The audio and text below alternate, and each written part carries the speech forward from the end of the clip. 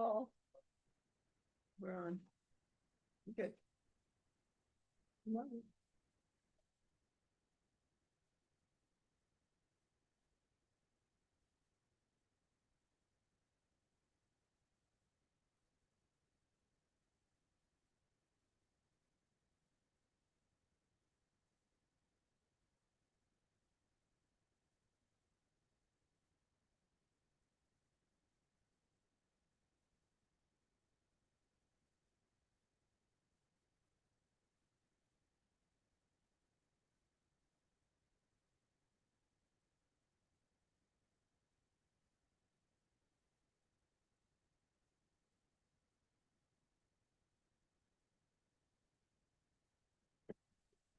Here. Here. Present. Present. Next on the agenda is presentations and informational reports. We had a resignation from the Planning Commission, Jared Akesian, and a new member has taken his place. And I think Carol told me there's going to be a presentation today, this evening, or we're going to postpone that? Chair Cooper, the administration of the oath needs to happen for Mr. Dix. Mr. Sherman Dix has been appointed to the Planning Commission board, and that administration of the oath is forthcoming, and he will be ideally he'll be present at the next meeting. So we'll delay this to the next meeting. That is just an announcement that he has been appointed, but Okay. he is not officially sworn in yet. All right, it's not officially appointed, but we're making an announcement that Jared Akesian has resigned, and his position has been assumed by Sherman Dix, who is an ex-city council member, so he should be a good addition to the community. That's all we need to say about it, or to the Planning Commission. So next on the agenda is public comment, and this provides an opportunity for members of the public to address the commission on items of interest to the public within the commissioner's jurisdiction and which are not already on the agenda.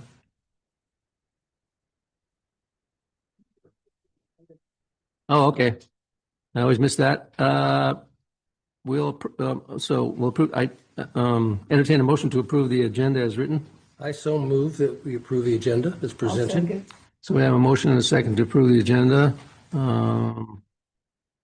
In favor, say aye. Aye. All opposed, say no. So the agenda is approved. Now we can move on to public comment. So provides an opportunity for members of the public to address the commissioners on items of interest to the public within the commissioner's jurisdiction and which are not already on the agenda this evening. It's the policy of the commission not to answer questions impromptu. Speakers should limit their comments to not more than 3 minutes for items which are on the agenda this evening. Members of the public will be provided an opportunity to address the board as each item is brought up for discussion.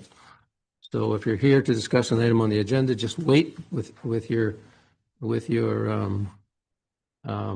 input, because it will come up in a couple of minutes. If you're not here to discuss anything on the agenda and you want to talk about some other item, now is the time to do it.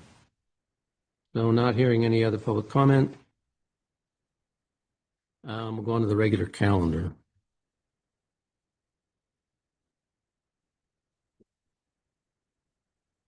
First item, approval of Planning Commission meetings from the meeting of September 11th, 2025.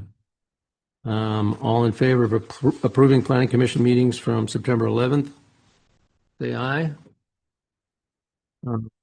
The discussion, is there, pardon me, back up. I'll entertain a motion to approve the Planning Commission meetings from September 11th. I so move that we approve the minutes. And a second? Second. So we have a motion and a second to approve the minutes from September 11th. Is there any discussion on those minutes or input, changes? Not hearing any. All in favor of approving the minutes, say aye. Aye. All opposed, say no. So the minutes from September 11th are approved. Next item on the agenda, which is probably why most people are here, a planned unit development, tentative subdivision map and mitigated negative declaration for 44 single-family residential units. And now's the time we will hear input from the Community Development Director, Holly Owen. Well, could you open the public hearing also? Thank you. Gotcha. All right. The next item then is to open the public hearing. So we'll open the public hearing on item 2 on the agenda. Thank you, Chair Cooper and Planning Commissioners. Holly Owen, Community Development Director. The agenda item tonight is a planned unit development, tentative subdivision map, and the mitigated negative declaration for a 44 single-family residential lot subdivision proposal. The applicant is Crown Construction and Development, and they are here tonight to answer any questions you may have. They're seeking approval of 2 planning applications. One is a planned unit development application, which covers the entire 15.03 acres, which involves the single-family residential uses. And the second action is to approve a tentative subdivision map. The track number is 6499. Again, the 44 lot single-family residential subdivision map on 15.03 acres. This project went before City Council for an allocation of awards last year, and they were granted. So this brings them to this stage in their application tonight. The staff has determined that the subject property is in the planning area of the North Kingsburg specific plan, and it is also annexed. It's in the city, so there is no annexation that is required for this project. It was formerly a map that was approved and went through all the entitlements needed for approval. However, it was done during the time of the recession, and action was not taken on developing this map. So some of the planning commissioners may be familiar with the site and what was proposed then. So in essence, this is a revival of a map and a parcel that has already been under consideration. The specific plan has design developments requirements, and that is comes with the developing within the North Kingsburg specific planning area. It is meant to encourage flexibility in design and ideally with a higher level of amenities. That PUD needs to be processed in a manner consistent with Kingsburg conditional use permit process, and requires that the subdivision and the individual homes are consistent with the design guidelines of the North Kingsburg specific plan. So before you tonight, there are several actions you will need to consider. One is to approve the initial study and the mitigated negative declaration and the monitoring program for the planned unit development and the tentative map, and then to adopt the resolution 2020-25-04, approving the planned unit development and approving all the necessary findings that go alongside that action, and to adopt resolution 2025-05, approving the subdivision map application subject to the attached conditions as contained in the resolution. Again, I mentioned that the prior action review, it was entitled a number of years ago, and the new owner has attended site plan review in April of this year and agreed to all conditions for the project. The subject property is located, just for those of you who are not familiar with it, located between Cam and Klepper Avenues in Kingsburg. It's northwest of the current Century Community subdivision. It is a vacant parcel. It's a little bit of an irregular parcel, but the map has made it clear as to where the development will occur. The project would also develop and approximately 0.4 acres of a neighborhood park. And there will be a 0.2 acre portion of the APN will also be included for the development of a park. The proposed map subdivision lot sizes range from 7,000 square feet in size to 12,800 square feet in size. The floor plans would range from 1,900 square feet to 2,500 square feet. As to the vehicle connection points, it would connect to Cam Avenue in the north as well as 6th Avenue to the south. There are also 3 outlots that are proposed for dedication to the city. There will be outlots A and B, which would be dedicated for open space and landscaping, and outlot C, which is being offered for dedication for a potential future city well site. As we mentioned before, it is to be approved as a planned unit development, allowing it to be developed in a manner that shows a flexibility within the design process. And there's also a map in your packet as to where this project is and what the map looks like. There's the aerial site map, and then also the proposed project map, which is on the next page there. The subject territory can be served by city's sewer, water, and storm drainage infrastructure, according to city staff analysis. The property is already in the general service area of Kingsburg Police and Fire, as well as Mid-Valley solid waste collection. From a fiscal perspective, the development impact fees collected from the construction of future homes within the subject territory will enhance this Kingsburg's stormwater, sewer, and water fund accounts, as well as park, public safety, and general government accounts. And in addition, the project, like every project, would be annexed into the City of Kingsburg Community Facilities District, providing public services to the site. This plus the development agreement and the final map will need to go to council for authorization.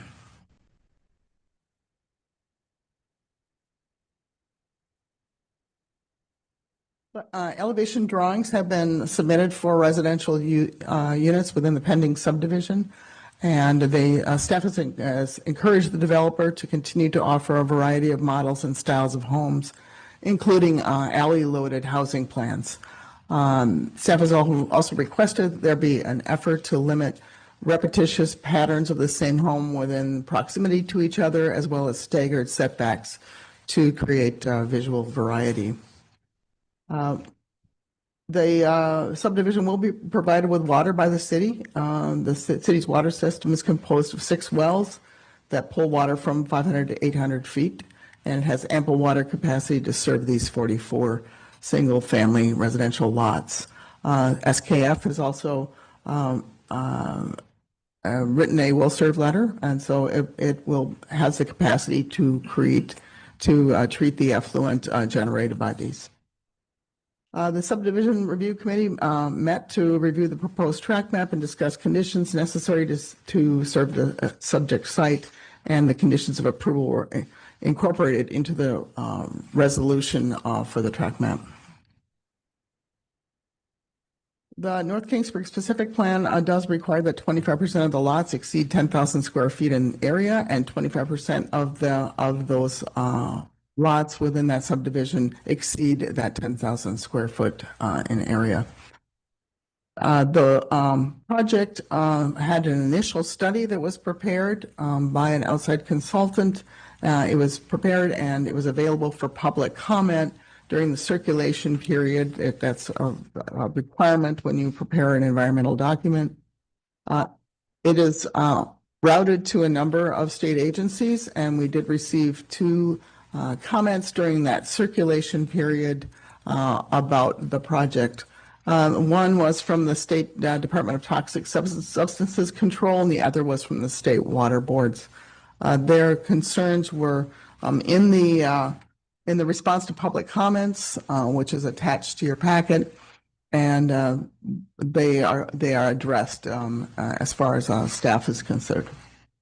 So at this time, the recommended action by the Planning Commission is you approve the initial study and the mitigated negative declaration and the mitigation monitoring program for the planned unit development and tentative map, and that you adopt the resolution 2025-04 approving the planned unit development 2025-01 and all the necessary findings consistent with a chapter 1776 of the zoning ordinance and subject to all the requirements for development per the North Kingsburg specific plan, and that the Planning Commission adopt resolution 2025-05 approving the tentative subdivision tract map number 6499, subject to the attached conditions contained in the resolution.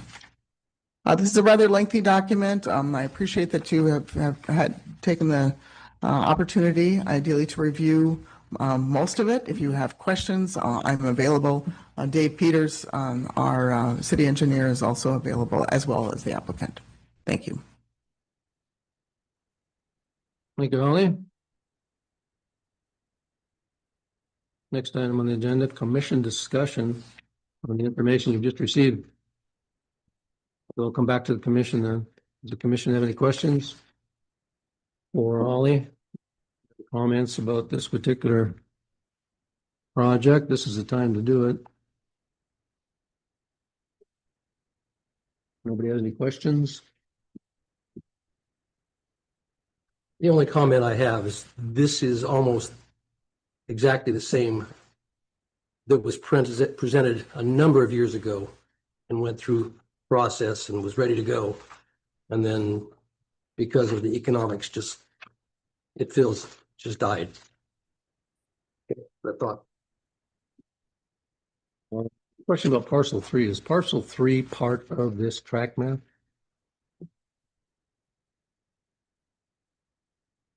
You bring up the map on the viewer.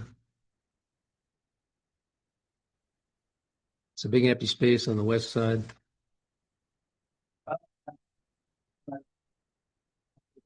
Previously as a storm drain base. So it's not part of this tract map? No, not part of the problem. What? It's a storm drain base. Storm drain. That was, Holly, did I hear you say something about a park? Yes, there's a proposed park there. You see that go ahead, Dave. yeah, I would say so Outlaw B, I would say 90% of it is a storm drain basin, and the very southern portion of that parcel 3 was dedicated as a park space. Yeah, So this project will develop that park space. So how much of the southern part of the parcel is Half acre. half an acre? Yeah, that's what's in the conditions. So this when will a final map come up? Typically it's a 2 to 3 month process after tentative map approval Are we going to get to be ready. final map back here, or is it going to city council? It goes directly to city council. Are they going to be able to see the park and some? Yeah, at that point, everything would be designed and available for, So the design of the park will be on the final map. the final map is done in conjunction with the improvement plan. So all the streets and utilities will be designed, park, all the improvements the designs will be completed at that time. So I'm taking a look at the residential streets on the inside of the upper part. Are those 60-foot residential streets? That's the right of way. So the North Kingsburg specific plan has a 60-foot right of way, and then it has a 36-foot curb to curb street that sits within that 60-foot right of way. Oh, so it's not 60-foot? No, that's just the right of Okay. way. The street curb to curb width is much narrower than that. Yeah, that's somewhat confusing. All right.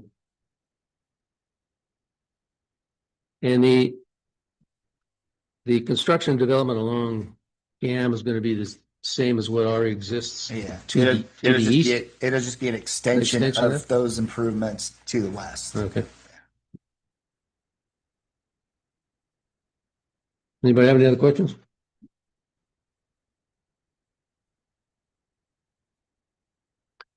Um, did this project come up with any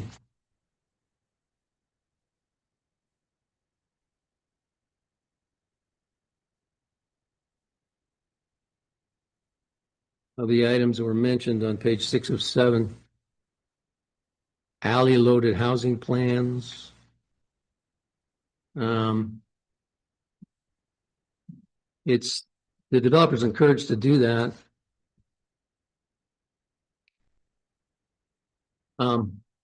That, can you tell me if that came up at site plan Yes, review? Whether it was did discussed come with, up, it did come Crown up. Construction about putting in alley loaded Yes, housing plans? we have discussed that with the applicant, and he's, he was amenable to that, and we encourage that especially with North Kingsburg specific plan, but also with other projects that have alleys that seems to utilize the alleys and keep some of the trash pickup, in the back, and then also just keep parking from being so impacted and along the street wall.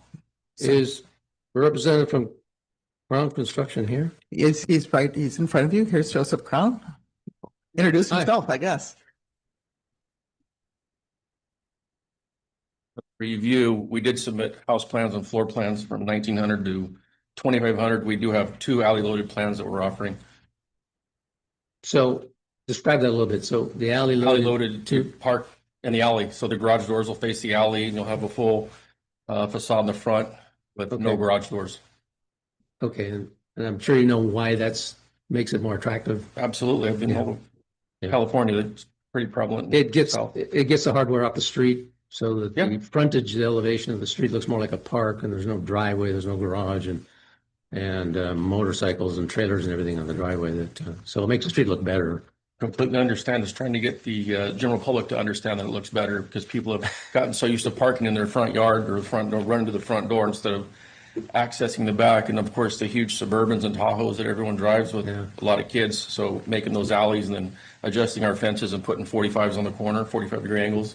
So that way the moms can get their bigger cars into the larger garages. Well, it's impressive you have that vision, because we haven't heard that from contractors Yeah, I've before. built all over the state. All right. Also, our houses are all single story with 10-foot plate lines. So they're going to be as tall as 2 stories, but without the neighbors being able to see in each other's backyards. So there's big, nice semi-custom homes. All right, great.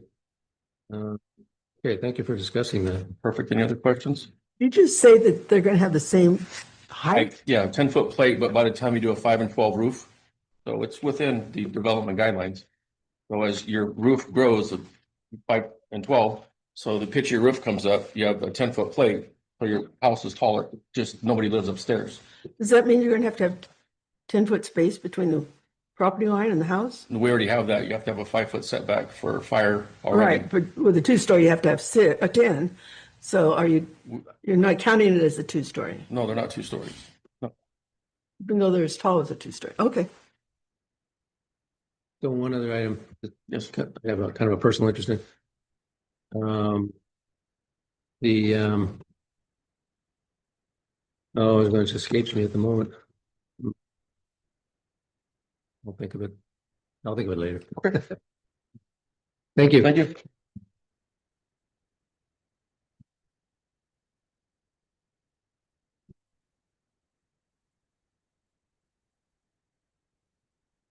All right.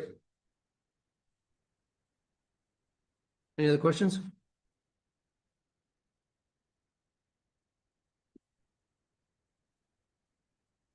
Question. If a 2-story house has to have 10 feet, why don't you have to have that for a house that has the same height as a 2-story house?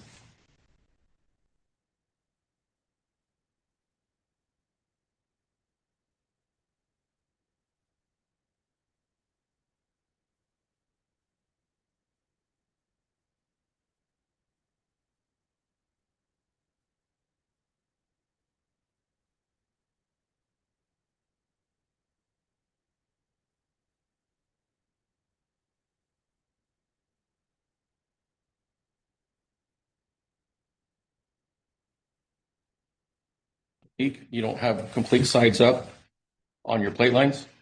Okay. So you're talking about a ridge in the middle of the house, whereas you're not talking about your plate lines or your exterior walls being at 2-story. You're talking about a ridge in the middle of the house. Okay. Oh, I got it now. Okay. There. Sorry. So I just remember what I want to talk about. I'm not asking you to do this, but I'd like to get your feedback on putting in a duplex into these new residential developments, duplex or triplex, to reduce the cost of finding a place to live for people. Not everybody has $1 million to move to Kingsburg. So if you have a duplex, people can move in that have less money. Do you as a developer have any rejection to that kind of? I don't, and I build those all over the state for other owners. The issue with this one piece of property is I bought it from Jeff Mayer. Century was supposed to buy it. I've been in here a few times. You guys got to remember me. So they bailed out, left me high and dry with 1 week to go on the allocations. I had to wait an entire year to get allocations. Then I got allocated another year. So I've had this for about 5 years. This project wouldn't support that with the millions I put into it already. However, I'm negotiating with some other property owners, and that's a good idea. It does keep costs down. You do the shared driveways as well, and the utilities are a lot cheaper to bring into the development as well. So let me pick your brains a bit more. So does a duplex in a new residential development create a financial risk for the developer? Minimal, but you have to go through planning, zoning, and get, your density set right because on a 12,000 square foot lot. So you'd have to be able to call into saying, hey, I would like to do, instead of this being 12,000 for, 1 unit, we're going to do 2 units, and this is how we're going to design it. So it takes a lot of work as far as planning and zoning, but it can be done. Yeah. Oh, I've seen it done. Yeah. Yeah. Okay. Thank you. Right.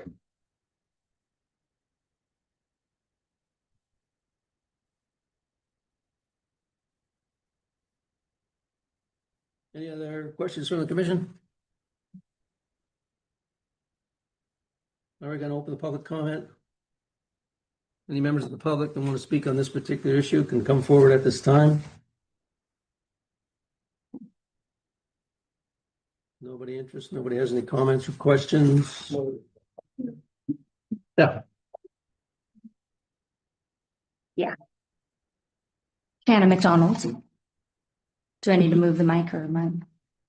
Okay. So good evening. My name is Shannon McDonald, and I am a proud resident of Kingsburg. I am here tonight because I care deeply about our community and its future, and I am respectfully asking you to oppose the proposed new development and any others that might be in the pipeline. According to publicly available county and state planning documents, Kingsburg has already added roughly 400 new homes since 2017, an increase of about 12% in our total housing stock. For a town of our size, that is a major expansion in a relatively short period of time. We have also approved several major developments in just the last few years, and these projects are already reshaping our neighborhoods, our roads, and our daily routines. Growth on this scale has real consequences.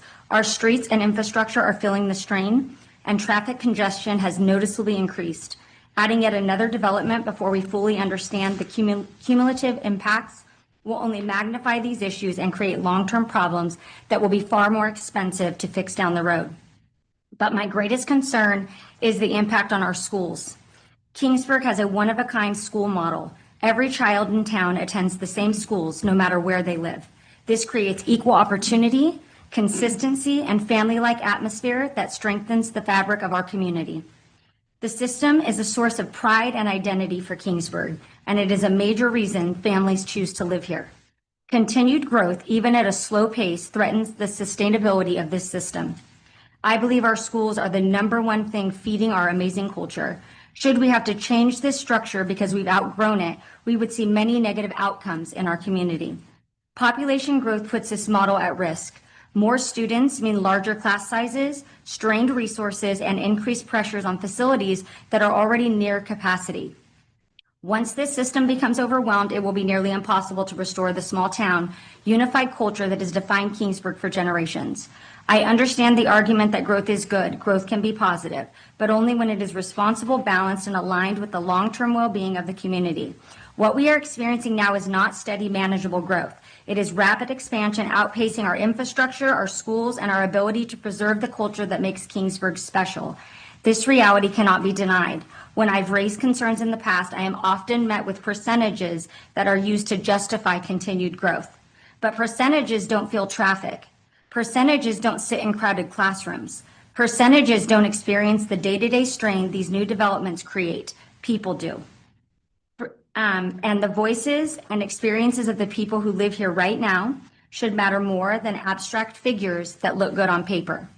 The true measure of success should be the unintended consequences we are already seeing, not an arbitrary growth percentage. If growing at 2% brings negative impacts, then we should aim for 1%. If 1% still strains our community, then we must adjust further. Surrounding cities are not an appropriate benchmark for us, especially when many of us know families who moved from these communities to Kingsburg, and we know why they came. They sought something different, something better, something more connected. We cannot assume that Kingsburg will remain the wonderful and safe place it has always been simply because it has always been that way. Kingsburg is the community it is today because of the deliberate choices made by past councils, planning commissioners, and building staff. If we dramatically change those choices now, we risk changing Kingsburg into something we may no longer recognize. So tonight, I am asking you to pause, to take an honest look at the growth we have already absorbed, and to consider whether approving yet another development truly serves the people who live here now or the developers who are advocating for this. Please choose to protect the identity, stability, and the future of this town. Thank you for your time and thoughtful consideration. Thank you.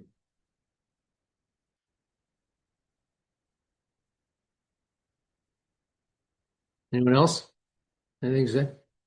That was good. Nobody? I think we should respond to that a little bit, Shannon. Thank you for mentioning that. You mentioned the percentages, and Kingsburg has a limited percentage growth plan in place. We're actually going to talk about that a little bit later on with the allocations. I'm going to get Holly maybe to describe many years ago, the city passed a proposition to limit the growth in Kingsburg to, I think it was 3%. I can't remember now. I'm losing my memory.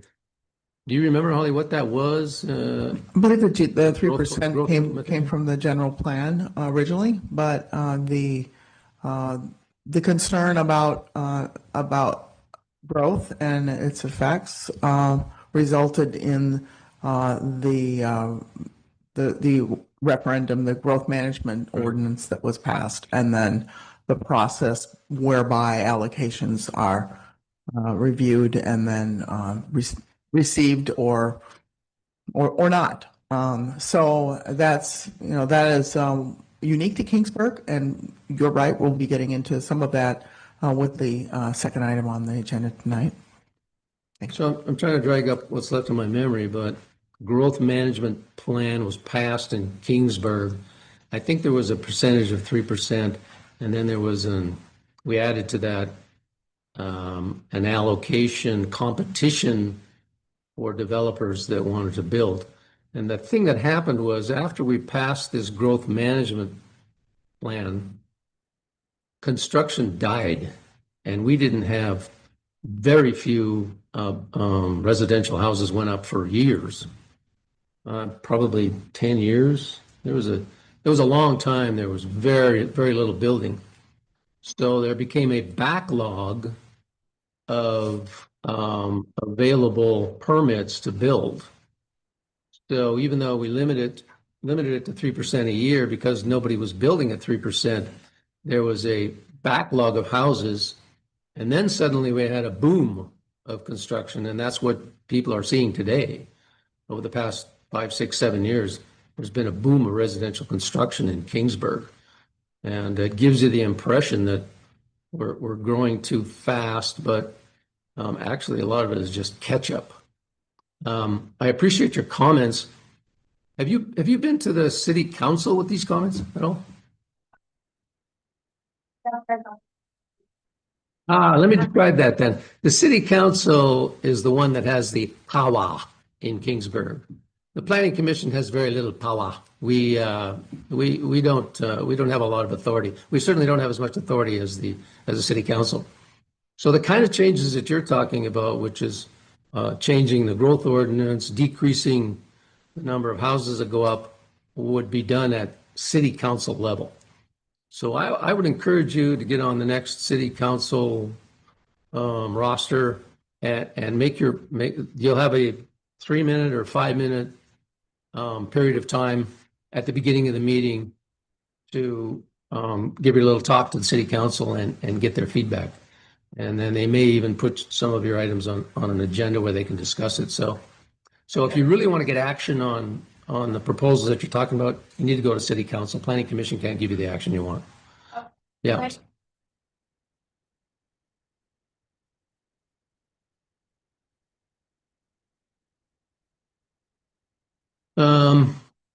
That's basically correct. Can you answer her question better than? What is the? Yeah, we don't. Yeah. For public comment, you come, please feel free to come up to the mic, please, and introduce yourself. What is the meeting for? You say you have no power. What is this meeting for? We don't. To accept public comment if nothing's going to change. It is somewhat confusing. We don't have the power to change this map. The planning Nobody's asking to commission change at the this map. meeting does not have the power to change this map. And this You have is the power happening. to approve it or disapprove growth, correct?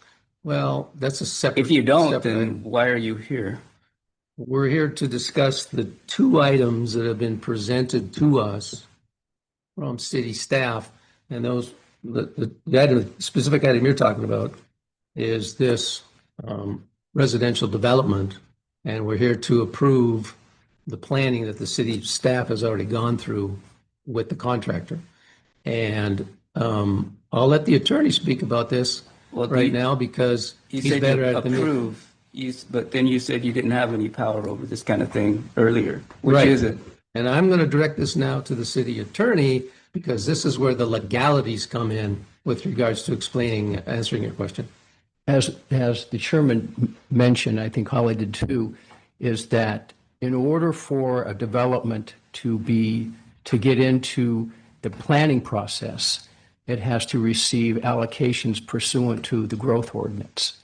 And there are 115 allocations that are available every year for purposes of providing opportunities for developers to construct houses or other types of development within the city limits of the city. And so this developer has, as he's mentioned, has obtained the necessary allocations in order to give him the opportunity to construct this subdivision. Once those allocations are given, then the developer goes through what we call the entitlement process. And that's what Holly talked about in her staff report as to the PUD process and then the subdivision map. So in order for them to develop, they have to apply for and get certain approvals for the development of the subdivision. And those but as to growth and whether or not this subdivision should be approved or denied based upon the growth of the city, those allocations for development have already been approved pursuant to the city ordinance. So what the Planning Commission does now is that they are reviewing the PUD, the entitlements that the developer is now seeking in order to construct the subdivision. So it's not as the. So you're telling me these are already approved? Well, So anybody that comes up here and opposes them, is it? no. The issues, we have 2 issues before the Planning Commission tonight, or really 3. One is they have to look at the environmental document that was prepared, because every development like this because it's a project, has to go through environmental review under the California. I understand. I think Okay. construction, this is not our part of the program. Right. The environmental impact. But that's one of the things. The other 2 items that need to be approved, because this is within the North Kingsburg specific plan, is that the subdivision has to be constructed under a plan unit development, a PUD. And there are certain requirements under the North Kingsburg specific plan that the development has to satisfy. Okay, so if You're talking a lot of words, just like a lawyer, but you're not answering my question. what's your question? My question is, what effect do these people have come up here to oppose a development? Okay, they Does it can. have any effect? Well, they can oppose the development if they have evidence that the environmental document that was prepared for this is not adequate. Okay, and that the requirements of the California Environmental Quality Act were not satisfied, number one. Number two, they can come up and say that the development has not satisfied the PUD requirements set forth in the municipal code for this type of development, and it does not satisfy the requirements of the North Kingsburg specific plan, both from the standpoint of the PUD, which is one approval, and also from the standpoint of the tentative subdivision map. So you all have a right to come in and speak to it, but you speak to the issues of whether or not the environmental document is inadequate, doesn't satisfy CEQA, or that the land use entitlements, the PUD and the subdivision, tentative subdivision map does not satisfy the requirements under the municipal code. That's the basis upon which to either support or oppose the project, but not with regards to the fact that it's bringing in these many houses because the developer has already received the units under the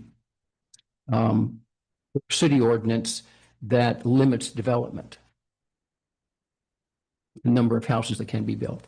So the Planning Commission approves these, and the reason it's going to the city council is because only the PUD can be approved by the city council, not by the Planning Commission.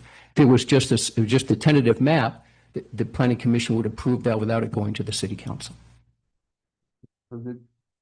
This should have been brought up in a city council meeting to where people could attend before it got to this point. It's already approved. We can only go against it if it goes against these certain criteria. In each one, yeah, and it has nothing to do with, they're going to build two-story homes behind nice properties that are going to look into their backyards. These people bought nice properties with privacy, and now they're not going to have it. Well, I think the developer testified that they're going to be higher, but they're going to be they're single stories.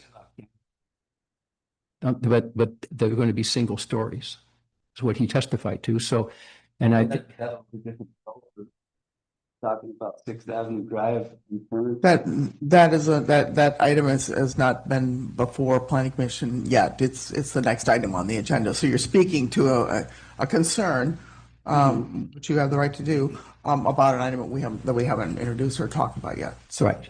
Yeah, this is thought. So yeah, this is for the Crown development, what's up there right now. I mean, it all goes to the same thing. It's like it's too late now for us to voice an opinion that matters, unless we have some legal thing. They should have been brought up before. I guess we need to talk to our city. I would say that this allocation item that is on the agenda is the beginning of that process. The next item, the one on 6 that you're speaking to. So. These projects are at different levels. So the Cannon Avenue project is at tentative map level. The other one is seeking allocations. So they're at different parts. So it's still not approved. That's right. That's right. The 6th Avenue. It needs to go through an annexation too.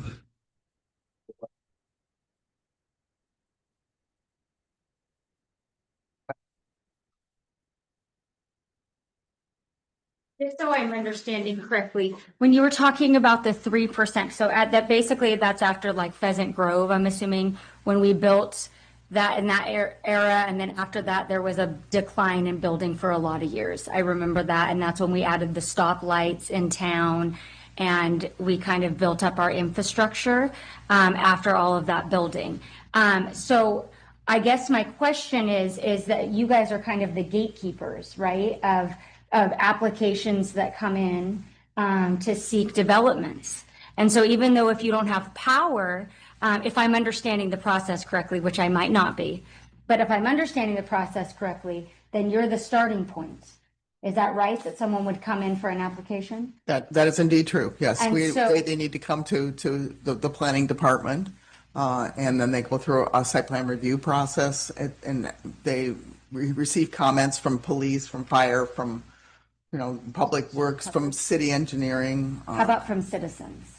That is also a possibility. So I just wonder, like at that role, maybe I could appeal to you guys in that role as gatekeepers of, because, you know, in the town as far as I can see, I'm not a planning commissioner person, but as far as I can see, we've extended our boundaries so we would need to annex more land.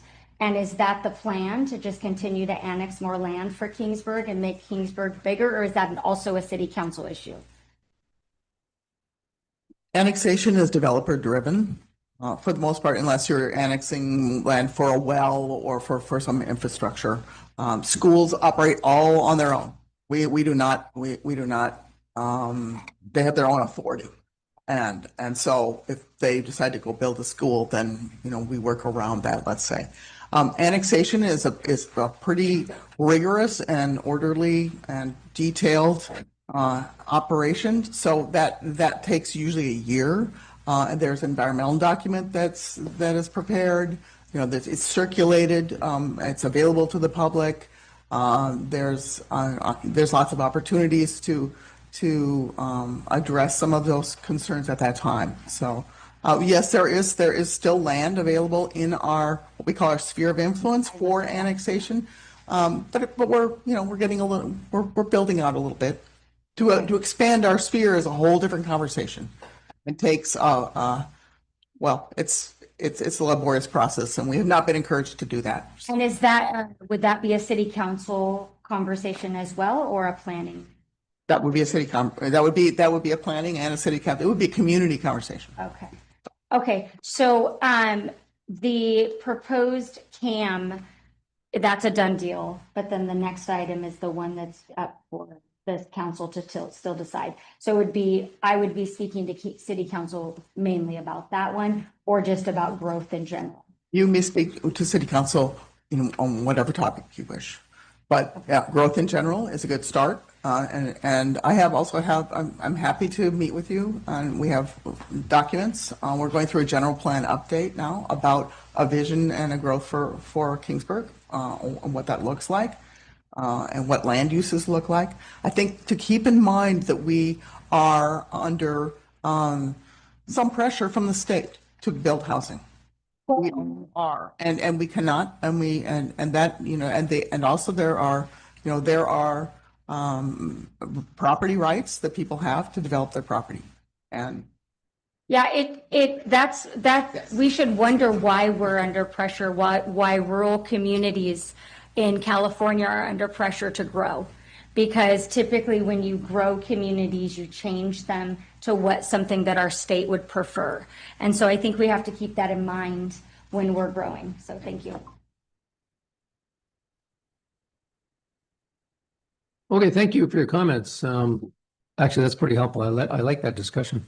But keep in mind, city council needs to hear this as well if you're looking for more action. Let me make one more comment to clarify the discussion that this man who left had with our attorney, and the attorney can correct me if I'm wrong, but the only way we as a planning commission body can refuse to approve this map that's been presented to us tonight is if we can somehow prove that it has contravened some law. If there's something about this map or the development of the map that isn't legal, then we could use that illegality to refuse to approve the map. That's the only way we as a planning commission can refuse to approve it. Is that correct, Mr. Nolan? Doesn't have to go.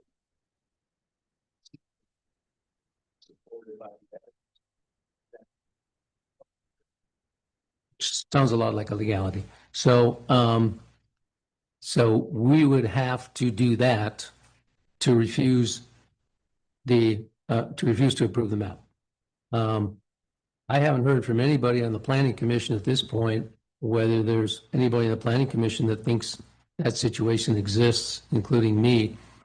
So unfortunately, when I say we don't have the power to change this map, what I'm talking about is that there's nothing we have found. Oh, General, I'm glad you came back. There's one thing I wanted to tell you. What's your first name again? But so I told the rest of the people, I think you should hear this too, because you have an interest in this, is the only way the planning commission can decline to approve this map is if there's something illegal about the map that doesn't comply with the law, or the development of the map somehow hasn't complied the law, or it doesn't meet the findings that it needs to meet to be approved. That's the only way we as a body cannot approve it. And yeah, okay, I just wanted to clarify that. The main reason I was here has not been got to that point. Right. But like this one's gonna go, no matter what people think here, Right. it's gonna get built. But hopefully we can stop this second one. Which brings up another question.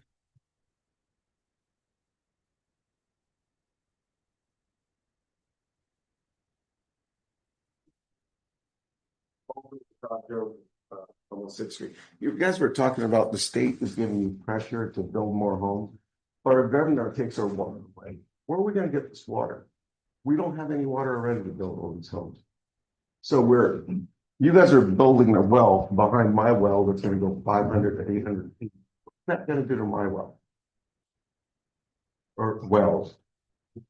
Our septic tanks.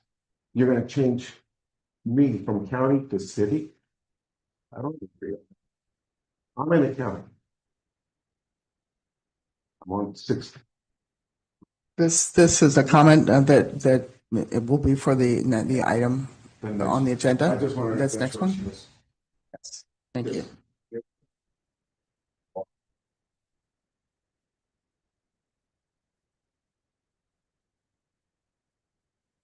So, Mr. Nolan, one other point I want to make to help these people out.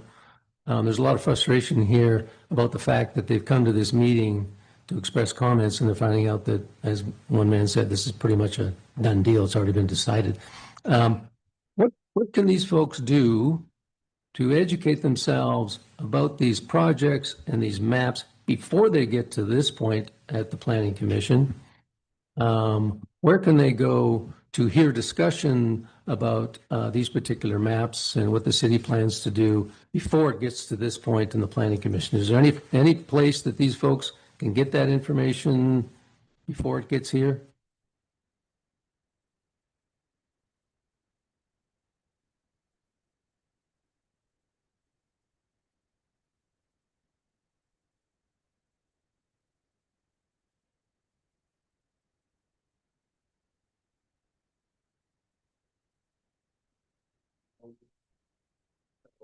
They hold that at City Hall. And so they go to the planning department and request information with regards to before it comes to the planning. How would they know the project even exists? Because they get the letter. They get notice of that. How soon before it gets here do they get notice of that?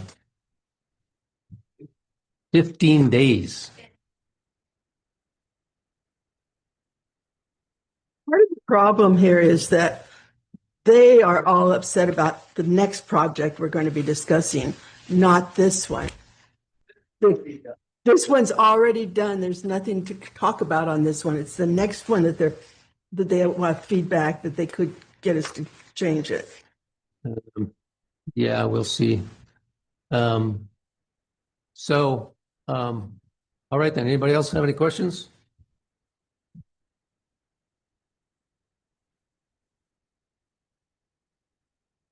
So Vince Palomar, Mayor Pro Tem Kingsburg.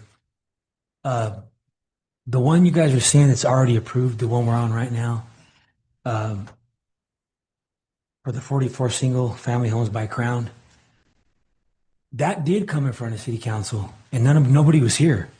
So to that, the citizens of Kingsburg need to look at the agendas every week if they want to come and speak on things. The reason we're approving it tonight is because the allocations, Mr. Crown was already here in front of City Council, like I think he said in April. And that was on the city council agenda. The agendas come out every Friday before a council meeting. So you can read them Friday, Saturday, Sunday, Monday, Tuesday, and Wednesday, 6 days before the council meeting takes place.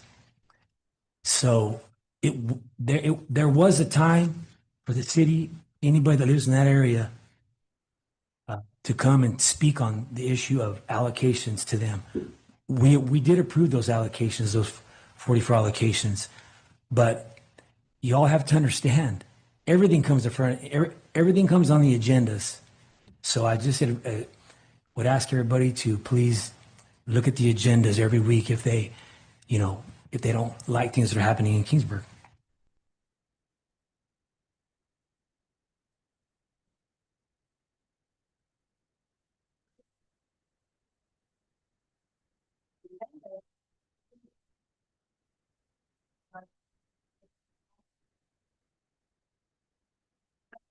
Would represent, I mean, I don't think that it's a secret that people have been frustrated about Broken Town. So even if we're not able to show up, I'm surprised that got approved in April, honestly. I'm surprised that would be approved in April. Because like the whole not even that welcome. It was approved by our council, and this is just my opinion. It was spoken on a little bit tonight. Since 2015, there's been very little, like the chairman said, Cooper, we're kind of catching up. There's been I'm born and raised here in Kingsburg, and there's only been 400 homes built probably in the last 12 years. And that's, if you look at any other town, they're building thousands of homes in the last, thousands in the last 10, 12 years. We have built 400, which is really nothing. But I understand people's concerns. I do, because like I said, I'm born and raised here, and I love Kingsburg. But you have to grow a little bit, and we're trying to grow just a little bit.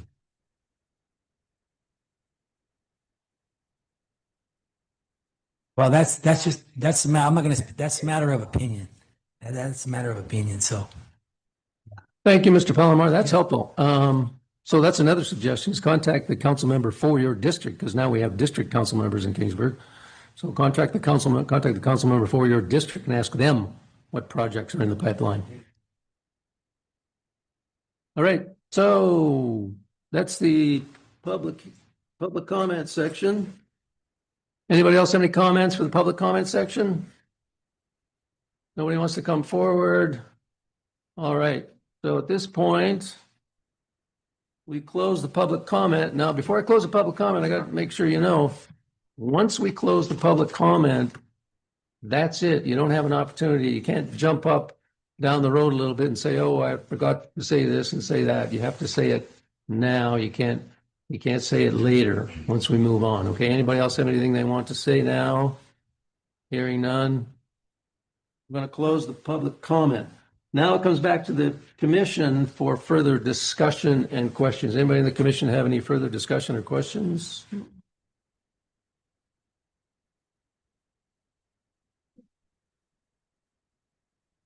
Is it possible to give people like a history? Because I know, for instance, and I'm only talking Cam Avenue and I'm only talking Crowns, like that, to my knowledge, has been literally approved and planned on having building done since Madsen and Cam's developer, which was a developer that he mentioned that he got the property from. I mean, since 2005, 2006, 2004.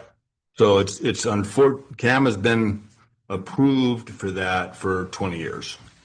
So that's, to me, if it was possible to give some type of information statement on that. So it's not something that has come new and is a new deal. I don't know if the timeline will work or something like that or not.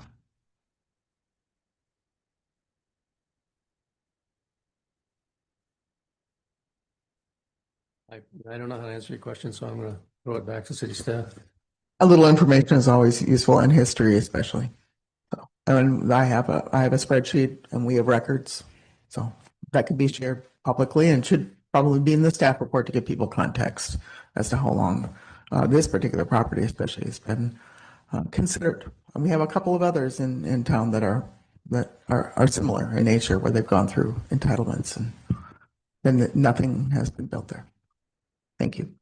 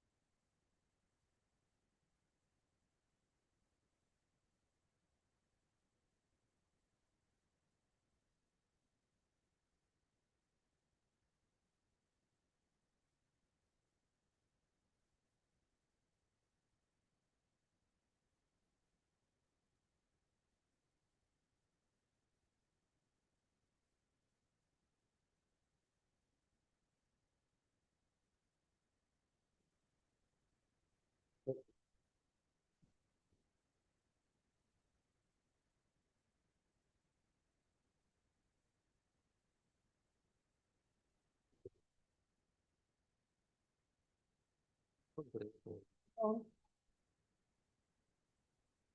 what he's looking for. Okay. I'm kind of, give me a minute. The 202504 and 2025, those are the two? The action before you would be to All right. approve the initial study and the mitigated negative 2504, declaration. 2505. So we're talking about a resolution approving the plan of development, is that it? No, you have to approve the initial study mitigated negative deck first. We're talking about.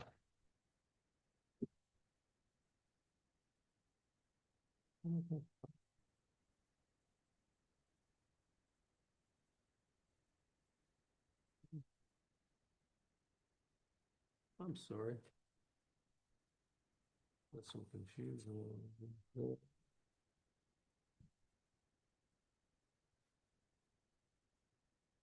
All right.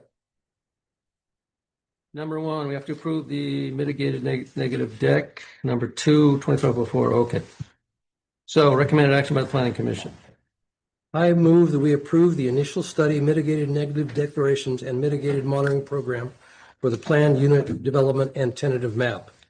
A motion, do we have a Second. second? We have a motion and a second. Is there any discussion or amendments on that motion? Hearing none.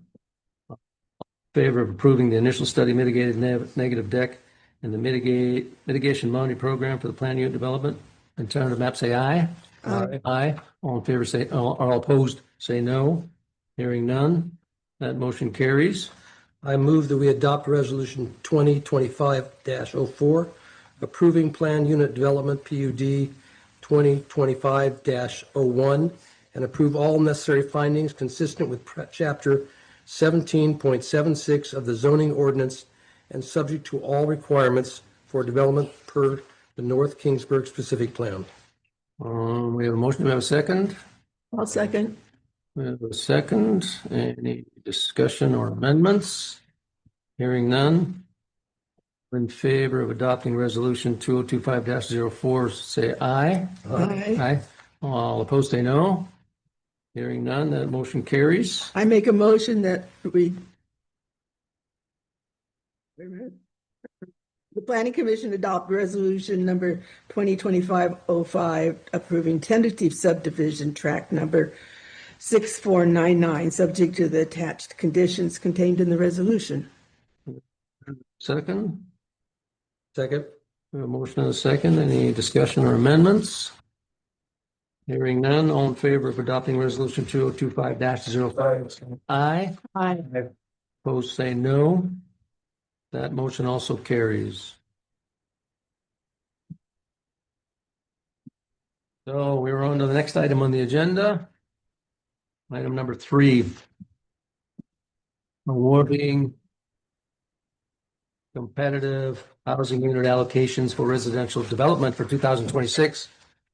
And I'm going to hand it over to Community Development Director Holly Owen for presentation. Mr. Chairman, before we begin, just for the record, our firm represents San Joaquin Valley Homes. And so I will not be participating in the general discussion of this item. If there are questions regarding procedure under the growth ordinance or legal issues of that nature, I can speak to those. But other than that, I will not be responding to questions or in being involved in the general discussion of this item.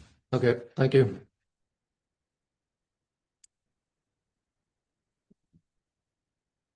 Good evening, Chair and Planning Commissioners. We are on to the second item of tonight, and that is the awarding of the competitive unit housing unit allocations for residential development for 2026.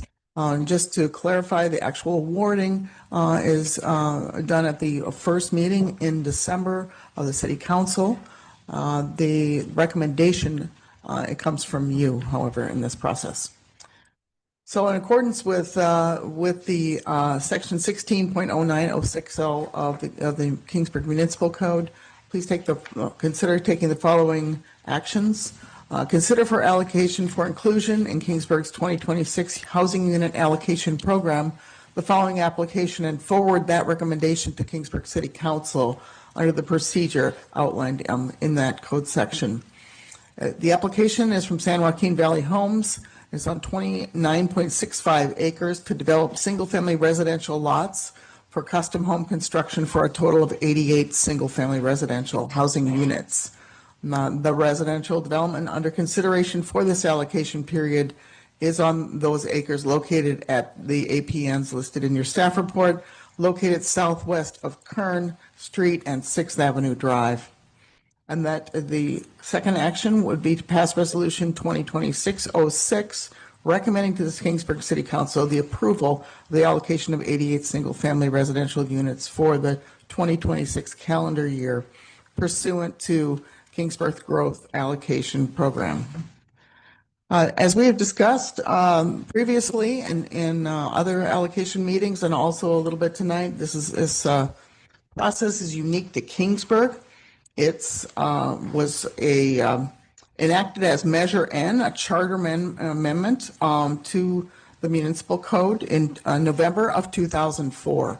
It's written with a specific process. It's quite detailed in the process. It is in our municipal code, and it is calendar specific. So we are here tonight to initiate the 2026 allocation units evaluation and process. This is comes out of the growth management system, which provides for 115 housing unit allocations to be made available at the beginning of each calendar year, the potential 2 rounds of applications for housing unit allocations per year. As described in 1609-070 of the Kingsburg Municipal Code, rating and ranking criteria is applied to each proposed housing project with the use of a 100-point scoring system. This is a self-ranking initially by the applicant, followed by staff ranking before it comes with a recommendation to Planning Commission. The Planning Commission is required to review the rating and ranking recommendations prepared by city staff. Attachment C in your staff report is the staff's recommendations for rating and ranking for the allocation of housing units. for this proposed projects. The proposed development project will be processed as a planned unit development and is subject to the design standards and other requirements set forth in development standards. And additionally, the land upon which this project will be constructed must be annexed to the city of Kingsburg through the Fresno-LAFCO process. The allocation of housing units to this project does not constitute approval of the project or lessen the need to obtain all required land use entitlements for the project. The planned unit development, as well as other requirements for the annexation and development, will be coming to Planning Commission for consideration should allocations for this project be granted by council.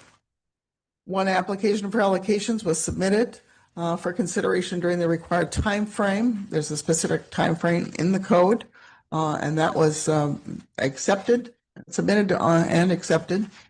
And the application for housing units is attached for Commission's information as Attachment B. This action is not subject to CEQA. It's the award of housing units. It's not the approval of the land use project. It is instrumental in nature and just acting upon what is in the municipal code. So staff recommends at this point that the Planning Commission recommends to the City Council that they approve the environmental determination that the award of housing units is not a project under CEQA, and that staff recommends the Planning Commission recommend the City Council award 88 housing units as the 2026 housing unit allocation as follows. The project description is in your staff report.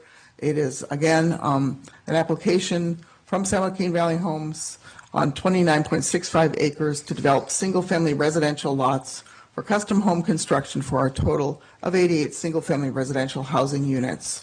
The residential development under consideration is located at APNs 395, 030, 05, 06, and 11, and is located southwest of Curran Street and 6th Avenue Drive. The applicants are here tonight to answer any specific questions you might have about the proposed project. Again, this is part of a long process that that every project is required to, residential project is required to go through the allocation process. And they have an additional amount of effort in the annexation process too that needs to be completed and approved by LAFCO. Concludes my staff report. The packet that you have shows their application, shows some, where the site is, some conceptuals of the map and the renderings. It was a complete packet, and the applicants have worked with staff for the better part of 2 years, I would think. So we're here tonight just to begin the process again of the allocation awards. I'm available to answer any questions. Thank you, Holly. I messed up again. I'm sorry. You gave your paper before I opened the public hearing. So let me go backwards. And I opened the public hearing on this issue. And this is an opportunity for Holly Owen to give her presentation. You want to hear it again? So now we move on to Thank you. An open public hearing. After the open public hearing comes after the presentation by Holly is the commission discussion. So we're not open for public comment yet, but we're opening the public hearing. Now it's commission discussion. So does the commission have any questions or input on this particular allocation process? Let's talk about this. You're talking about the growth management plan. Growth management plan was put in place in 2004. It was done by charter, which means it was a vote of the citizens of Kingsburg. Okay. Can you bring up this chart?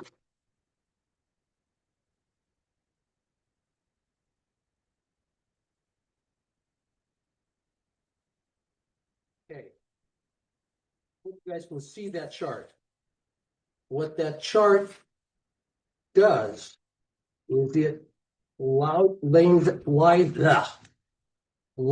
out by line item how many housing allocations have been awarded over the last, since 2012. Total allocations that were applied for since 2012 were 532. Of those, not all of them were built. There was in 2018, the Hall allocation was never built. So if you want to talk about having the town grow, which were required under the state housing plan, the state of California issues allocations to the counties on what they project needed housing is going to be. The counties then break those allocations down to the cities, and they break them down into economic levels: low, very low, moderate, and above moderate income houses. Okay, so there's 4 categories. So what they do this every year or every 7 years? 7 years. Yes. Every 7 years. So then you're given a target that you're supposed to go ahead and make sure that your housing element, your planned growth, will meet these requirements. That's only planning. That's all planning. It's up to individual builders, custom home builders, individuals to go ahead and make a decision whether they want to build or not build. And some of these years, because of the economics, they decided not to build. So that's why you had some years there from 2012 to 2015 where we had nothing going on. So you've got to look at this in the long-term overall projections. You say people are concerned, and I moved to Kingsburg in 2000, I think 2000, I can't remember, 2000, anyway. And when I moved to Kingsburg, there was a great concern about the town was growing without regulation, which is why the Kingsburg Growth Management Ordinance was put in place. It was the classic case of, I'm here in Kingsburg now, I don't want the town to grow anymore, keep the barbarians out. Yep. And unfortunately, you have to realize that until I came to town, I was a barbarian. So therefore, you've got to go ahead and say, well, I guess we do need to have some growth. We do need to manage the growth, which is what the Kingsburg Growth Management Ordinance was all about, and it was passed by a vote of the citizens. That's how we came to this allocation process. And it was a number of years in the making of going ahead and determining exactly how this thing was going to work out. That's what we have. That's what we're dealing with. That's what the rule that we're playing by. Anytime that you go ahead and nilly-willy change the rules, then all of a sudden there's so much uncertainty that nobody knows what's going on. And you don't want to have a Wild West. That's the last thing we want. So therefore, that's why we have the growth management ordinance in place. That's why we follow this allocation process. The allocations we're talking about tonight, probably those houses will not be built for 2 years. From the day that a builder goes ahead and buys a piece of land to put a subdivision on, it's at least 5 years before they actually get to start selling those houses. It just takes that long to go through all the process. This is the first step. That's what this is about. I don't mean to go ahead and, but you have to have some education of the history of the whole thing, how it's all worked out. Some of us have been around for a long time. Some of us have been involved in the city for a long time. We have these same questions, these same arguments. Please understand that your city council now, your city council previous, they thought through these things. There's lots of competitive voices that have to be balanced. And it's all compromise. That's what whole government is about, is compromise. That's one of the problems with our government right now. We have two sides that don't want to compromise to do anything, but that's a different story. Anyway, thank you very much for your time. Anybody else on the commission have any comments or questions? Oh, I have one question for Holly. So help me out, Holly. We have to deal with resolution 2025-06, and apparently we have to recommend to the city council approve the environmental determination, the award of the housing units. Do we have to make that recommendation to them as well? That's in page 2 of 2. Yes, well, it is an action of the staff report, so please consider that. Okay. Basically, it's saying that it's not subject to CEQA. Yeah. That sort of takes care of that item, and then you move on to your resolution. Should we make that as a motion then, that recommendation? Yes. Okay. And then apparently we also have to, page 2 of 2, recommend the city council award 88 housing units as part of the 2026 housing unit allocation. We make that recommendation as well. And then we have to vote on the resolution. Those three things? Okay. Two. Yes. The environmental document, the lack of environmental document, Okay. the need for no environmental document, and Okay. then the second, the resolution where you're taking your recommendation, you're bringing it up to council. So the resolution actually makes the recommendation for the housing units. We don't need to do that as a separate recommendation. No, you do not. Okay. All right. I think I have it. Any other questions or discussion on the commission? Yeah, I got one. So under the planning framework, it says that Willow Glen is aligning with the planning ideals embodied in the North Kingsburg specific plan. Can the developer kind of elaborate on that? How they are, aligning themselves with the plan? They're here, right?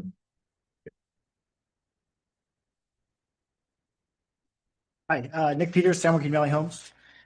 Wait a minute. I don't know if I opened the public comment yet.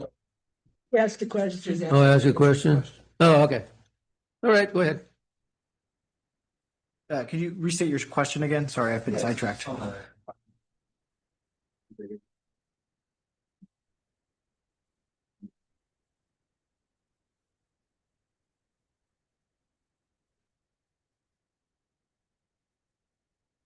Yeah, when we were planning the subdivision, we were referencing the North Kingsburg plan and trying to align with it as much as we could when we were projecting things. Like what? There specifically, there's an ordinance that goes along with that has to do with, I think it's what 25% of the lots have to be over Lot size 10,000 square feet. Mm-hmm. And so there's that. There's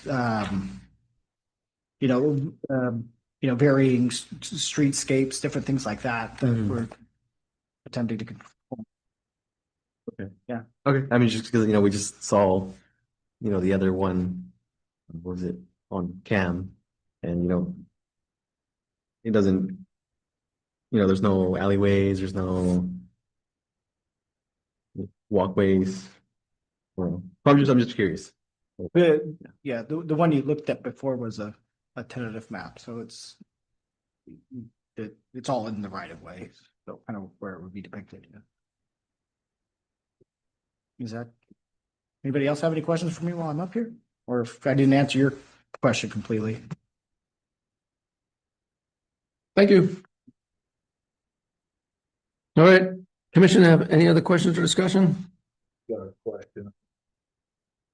I'm just curious if everybody's comfortable. I respect Mr. Nolan's situation, but not having a legal representation with what we have in the gallery crowd, should we proceed without having someone who can represent and clarify specific questions? Best person to determine that is Mr. Nolan. You have questions regarding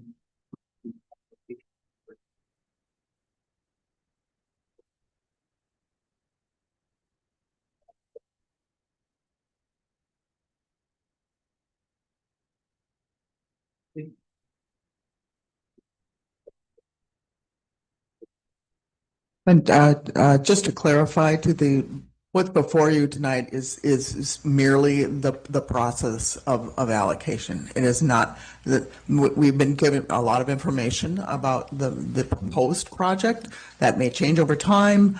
This what's not under consideration now is really the project in particular, but just the action of moving it forward to council. Then we'll allow them to take the rather lengthy steps for approval of the map and the PUD and going then through the annexation process and committing to an environmental document. I have a question. This allocations and the maps that are included in this, is this going to be discussed at some point by the city council? Yes. Did you hear that, folks? But it will not be discussed by the allocations will be discussed at the next city council meeting. But that opens the door for these folks to discuss. If this they process. want to comment on the allocations process at that time, So they're, then they are that you can so if you have always questions comment. about the allocation process, the growth, and any of the tentative, or I wouldn't even call it tentative map. What's the word for it? Prospective drawings that are here tonight, then that city council meeting would be the one to be at. So contact your area city council member, find out when that's coming out. Good enough, Mr. Palomar?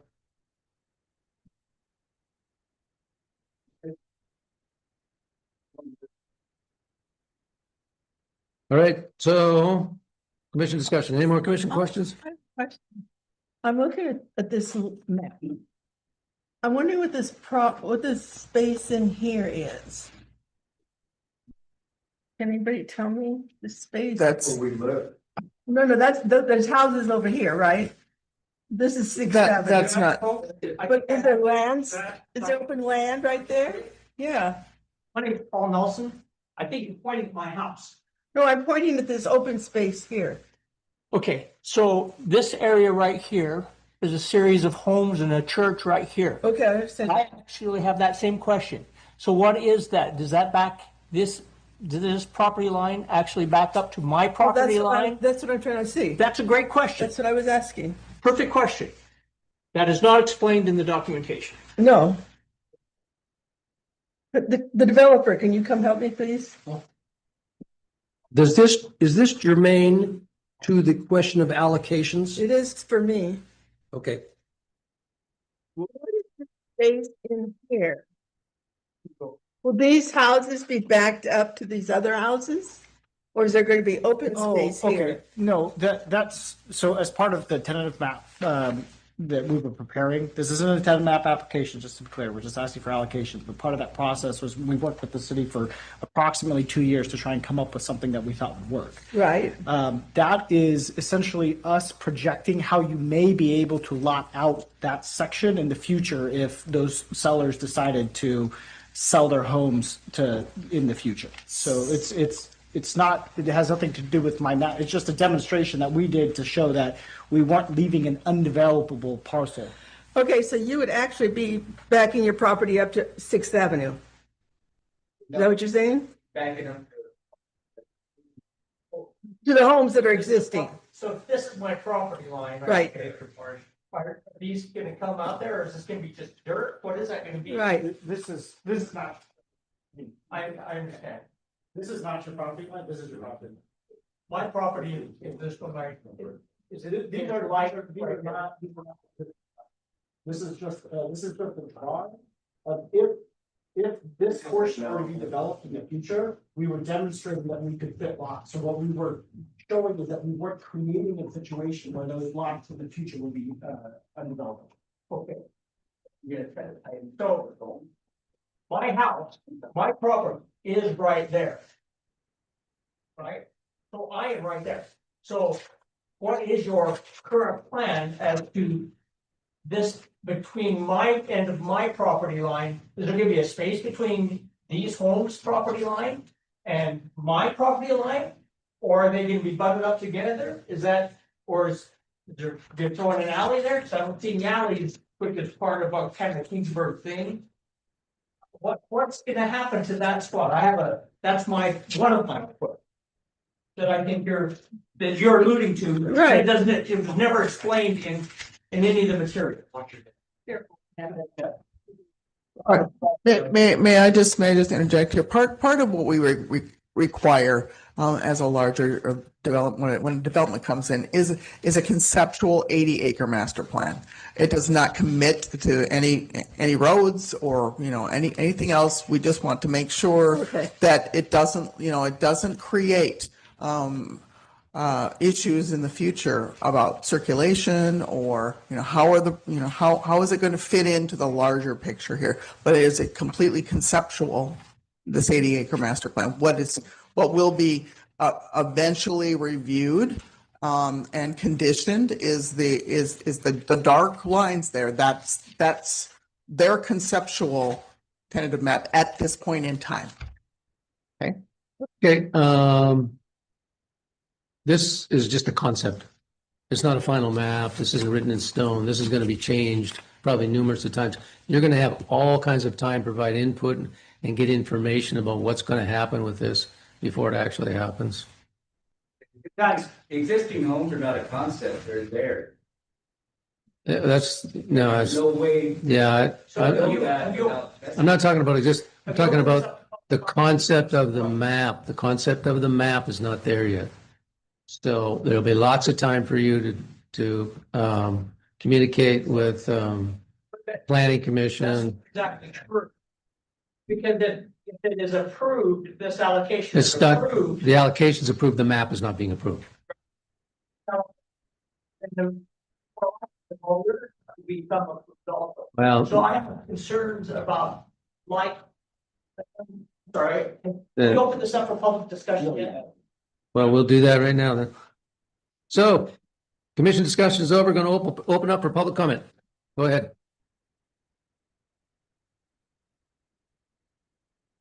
Okay, I'm Paul Nelson. I am a property owner in this area right here. I don't know, 9 acres right there. So I have questions similar. These are all questions that I could not find answered in the documents that were submitted that were part of the Planning Commission's discussion today.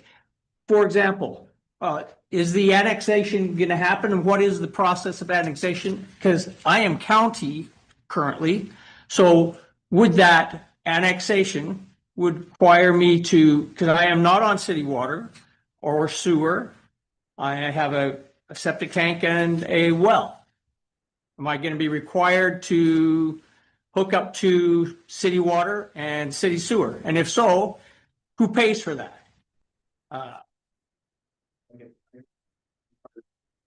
So I'm your neighbor. Yes, I know you. Mr. King, could you come and introduce yourself and for the record? Thank you. Let me see. I'm going to go over here to this. So this is your property here, right? This is where my Cody lives, yeah. So this is a gated community. So this is a wall. So this concept of this is just an artist rendition.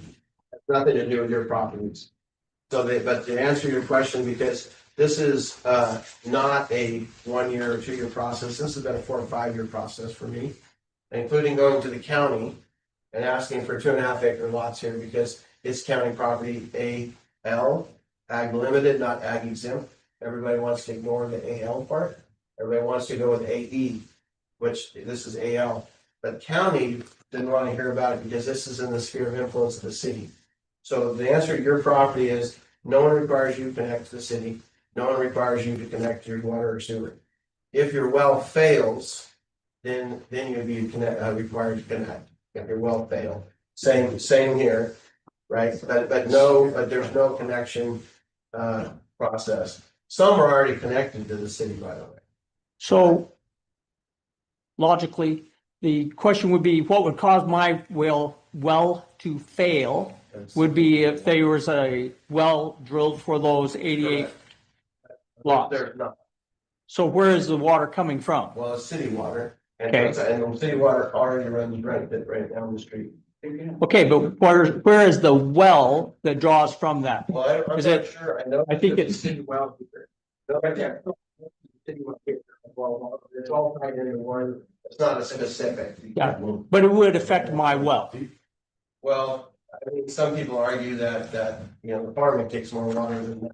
I'm just saying, the argument, perspective, but I totally am aware. I mean, you know, my well is like 75 feet, right now. So, I mean, I totally am aware, well, because we operate on that irrigation, ag and city.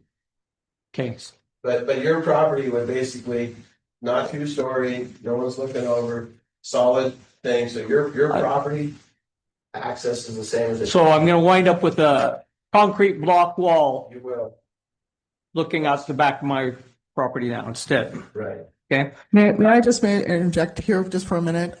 What we're getting into now is a rather in-depth conversation about the annexation process and the transparency that is involved with that, and ideally the outreach that the developers are required to do to pursue the annexation. So there will.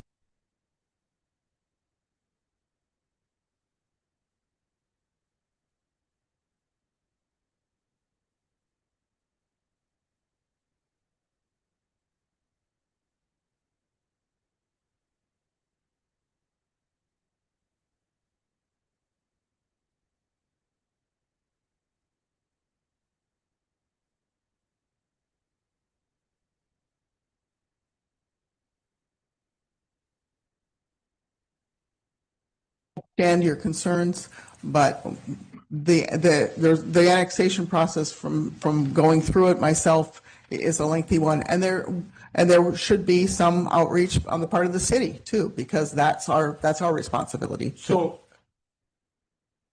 the annexation I have not been informed, because I read my mail, has not been discussed, nobody's approached me about the annexation process or consequences to me. There's not been an application for annexation at this time. They actually, this is their first step. If the allocations are not granted, then why annex? And that's why I need to know, right? So they go hand in hand. They're not separate issues.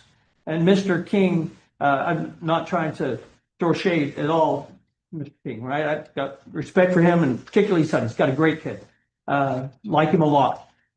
But San Joaquin Homes hasn't been involved in this for 2, 3, 4 years. Mr. King just last year at this meeting was trying to do 1-acre parcels on his own. And now he's added an additional 15, or owners of another 15 acres to add to his 15 acres to make it a 30-acre development instead of a 15-acre development. So how far is that annexation going to go? All those questions I think need to be addressed and answered before this allocation is approved, because that makes a big difference, right? It makes a huge difference to me on if that annexation requires me to be hooked up to, because, I know what they're saying, but does annexation, what does that do? We're a sphere of influence of the city of Kingsburg, but after the annexation, and I am city of Kingsburg, or do I become like, there's a little place over here on Cam and Madison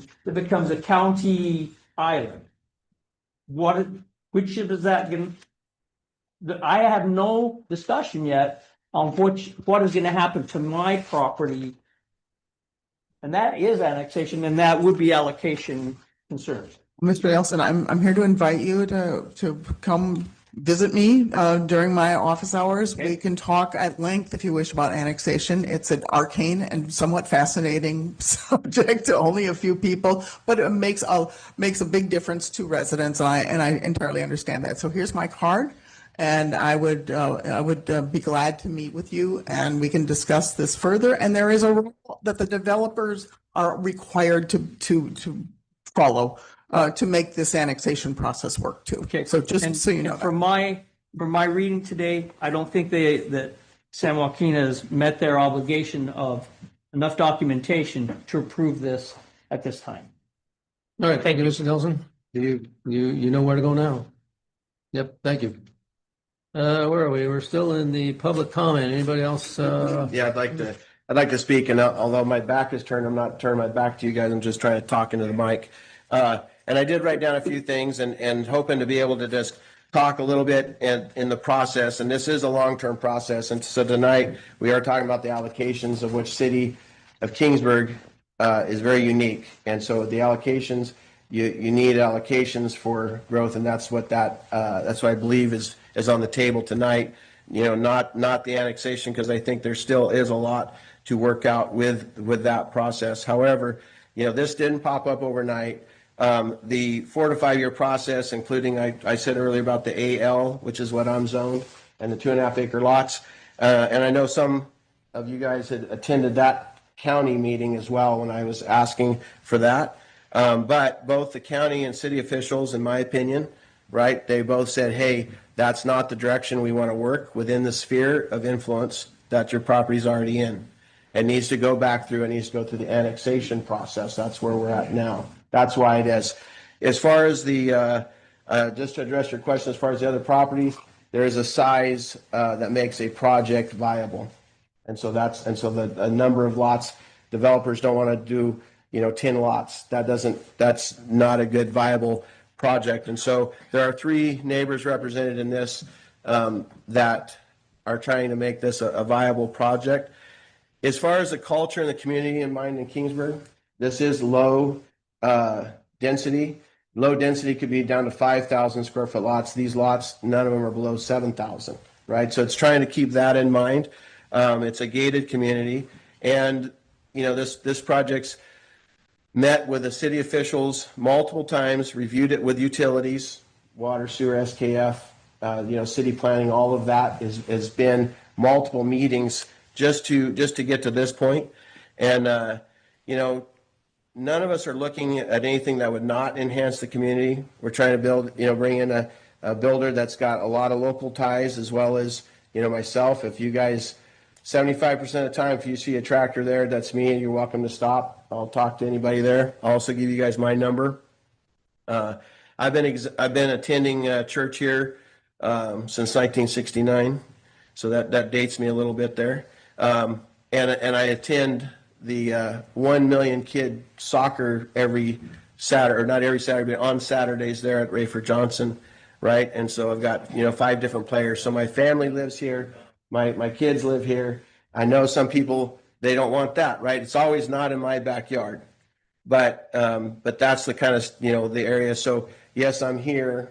As you pointed out, you know, my son lives next door, continuing and trying to parcel off that. And so that parcel is trying to stay 1 acre, even in part of the development, because I recognize that, hey, there is a lifestyle there of the 1+ acres. And so that's what this project is about. But today, it's been a long process for allocations of even allocations being available, which at the end of last year, there was 11. You know, now there's an additional 115, I guess, that are up. And that's for anybody doing any work in the city. And so, you know, I'm asking on behalf of myself and the other 3 property owners that the allocation is approved tonight for those 88 lots. So, and then my phone number, if you guys want, is 559-307-1165. But again, you guys, you know, get a hold of me.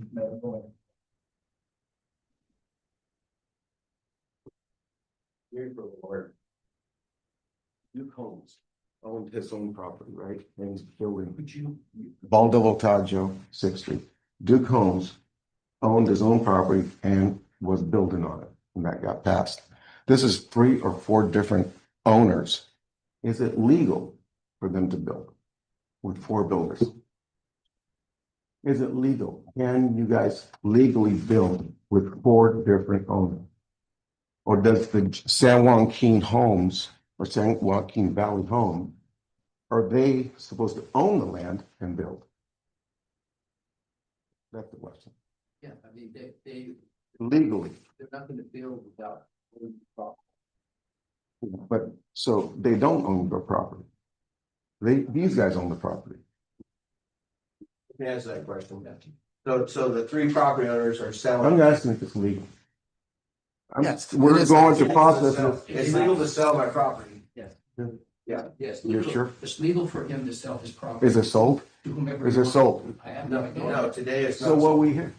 for allocations. That's the whole 88 allocation. This process is different than any other city. That's, I can tell you that.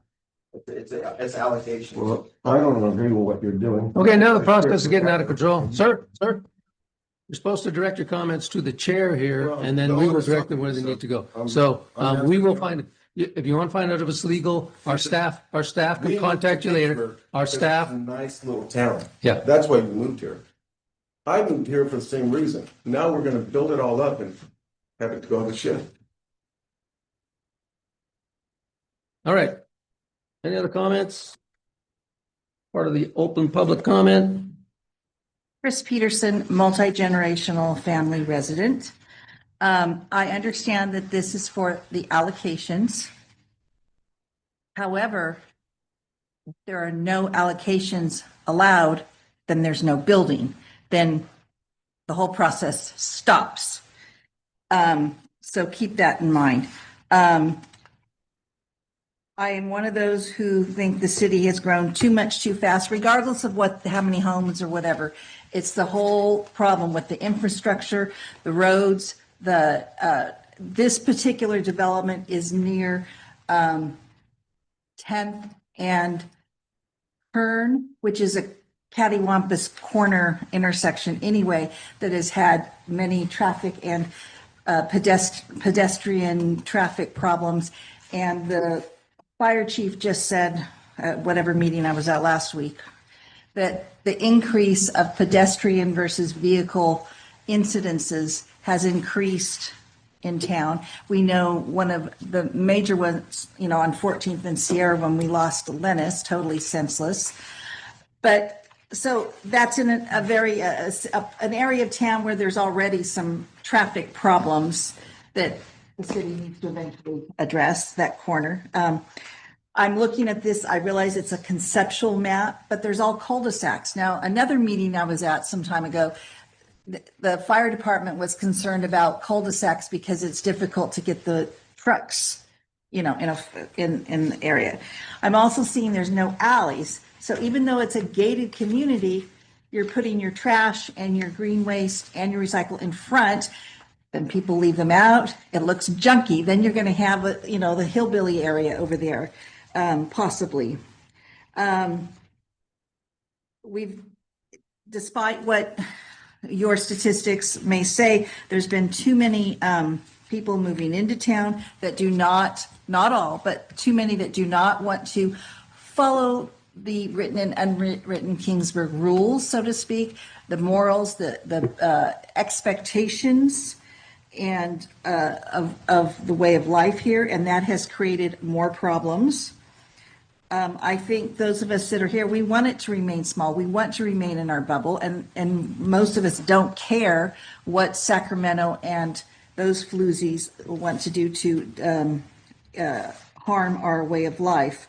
Also, we need farmland. I mean, this area was settled by, agricultural area, and we keep chipping away and chipping away and chipping away, and that's not good as well. And I also read in the paperwork that was in the board packet about San Joaquin Valley Homes to retain the Swedish Village. I don't know if it said ambiance or influence or what. I forgot what adjective they used, and I looked at the houses. The houses look like any other house you can find it in any other town. So there's nothing particular about that. So those are my comments on this. The other thing I want to say for this benefit of everyone here, in case you didn't know, you can sign up with the city on the city's website. You can sign up to get email notifications whenever an agenda for anything, city council, dog park, planning commission, whatever committee, you can get it, sign up to get an email saying that a new agenda has been posted, and then you can go and check the agenda. So for those of that you don't know, you might want to go to the website, and if you're not real tech savvy, then you can walk into City Hall, and I'm sure Carol would be happy to help you, or somebody, figure it out. So anyway, thank you. Thank you. Okay. Public comment. Any other public comment? Hearing none, I'm getting ready to close the public comment section. Remember, once I close the public comment section, you cannot come up and reopen a discussion. So now is your opportunity to say anything if you want to say it. So we'll close the public comment section. Oh, boy, I thought I just said there wasn't going to be any more public comments and, yeah. I've lived on our property, we lived for 35 years on Sixth and Kern. We're on an acre. Yeah, could you just state your name for the record? John please? Carrasco. Thank you. Carrasco. And when we first moved there, we were striking water at 35 feet. Now we've lost 28 feet. Now we're hitting water at 63 feet. So our concern, and we're on a well just like Baldo and a few other here. So our concern is the water level. And that's where we're at today. Oh, I agree. Yeah, there's wells drying up. People are having their wells dry up. We've been through it once already. So they had to come in and put another 40 stick, Yeah. another stick and drop it down some more. Yeah. And our neighbor over here, his well went dry too. Yeah, I don't know what we're going to do about that, to tell you the truth. So if we annex into the city and do this, that's just gonna, and we're on a well now, still in sewer, our own septic, that's just gonna drop everything way down. Yep. So just something Your that, point is well taken, and it's been discussed in the city many times. Many times.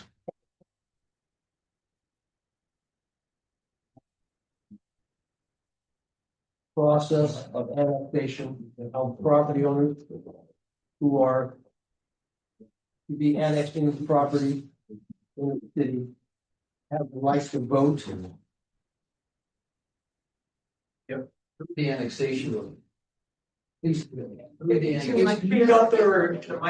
sorry, this is he's addressing a question that you may be interested in the answer to, the attorney is, about the annexation process. So I would encourage you to listen. Thank you. The annexation process, even though it involves this development or another development, it's, as Holly said, it's initiated by the developer, but the city council approves a petition for the annexation. The annexation goes to Fresno LAFCO. Fresno LAFCO is an organization that is made up of 5 commissioners representing the county and some of the cities within the county. And the city representatives are rotate in depending upon which city is sitting. The application is made to LAFCO through a petition from the city as a result of the development. LAFCO will then review the application for annexation and make a determination as to whether or not they're going to annex the property into the city or not. Depending upon the number of people that are involved and the number of landowners that are subject to the application, because it may be some of you, along with this development, that are part of the annexation.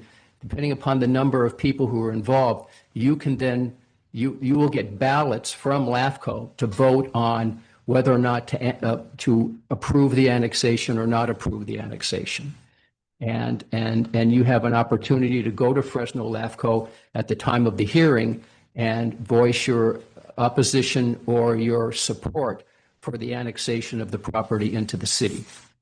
And so not only is this development or any other development that needs to be annexed is subject to city approval of the environmental and land use issues, entitlements that we've talked about previously, but then it goes to LAFCO, and LAFCO looks at all of those. Fresno LAFCO, I believe they still do, they require this information in order to make their determination as to whether or not to annex.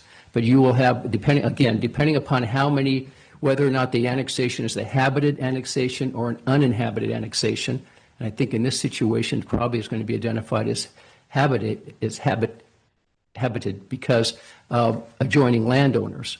And so you may have an opportunity to vote on that, and then LAFCO takes those ballots and those votes as part of their determination as to whether or not to annex the property within the city.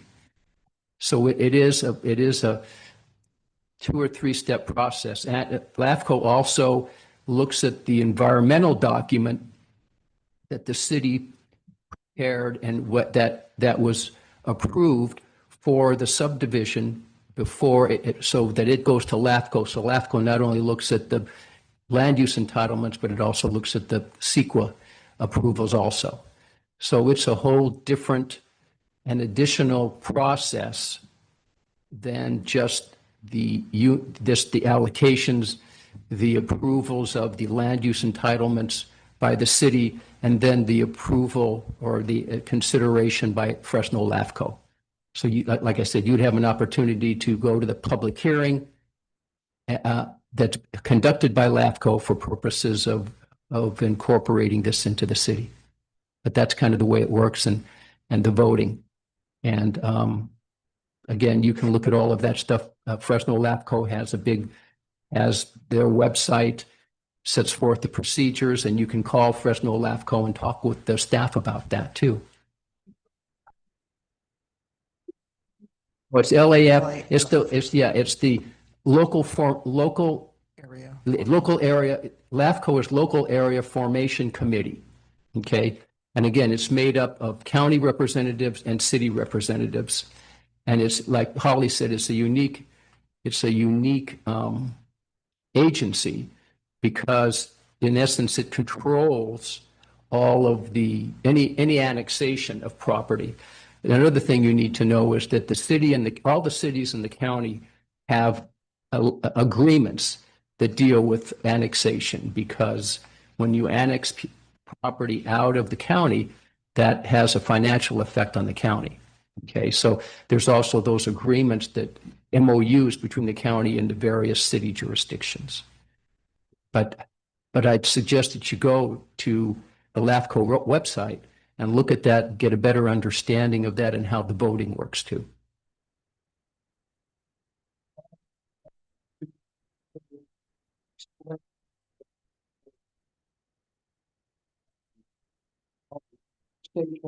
Where there are a number of property owners that are going to be involved. Not just the 3 property owners here, but the 3 owners of adjoining property. If they were 3 or 4 owners, if they were to go ahead and vote against annexation because it isn't by property size, your vote is weighted on individual voters, if I remember correctly, occupants of the properties, the owners. Each owner has a vote. So if you have 3 parcels, like we do here, and you have 6 adjoining parcels, but they're also to be included in the annexation. If those 6 parcel owners that do not want to go ahead and be annexed, they can outvote the 3 that would want to be annexed. So oftentimes, developers will go ahead and enhance their offers to the property owners to make it acceptable to be in favor of annexation. And that's how a number of properties in Kingsburg that had multiple owners were allowed to go ahead and vote and approve the annexation. That's just historical fact. That's how it works. Am I incorrect or am I correct? Yeah, I don't recall off the top of my head how the voting takes place, but it does involve, because when LAFCO takes a look at an annexation, and Mr. Nelson, you mentioned an island, LAFCO doesn't look kindly upon islands. And so in certain circumstances, depending upon how the land is identified, they like to have square boundaries. So that's one of the other things that the LAFCO will take a look at. And then, like Commissioner Blaney said, it depends upon how many landowners there are and all of that in order to determine whether or not the property is going to be annexed into the city. Again, annexation is a long way down the line of what we're talking about tonight.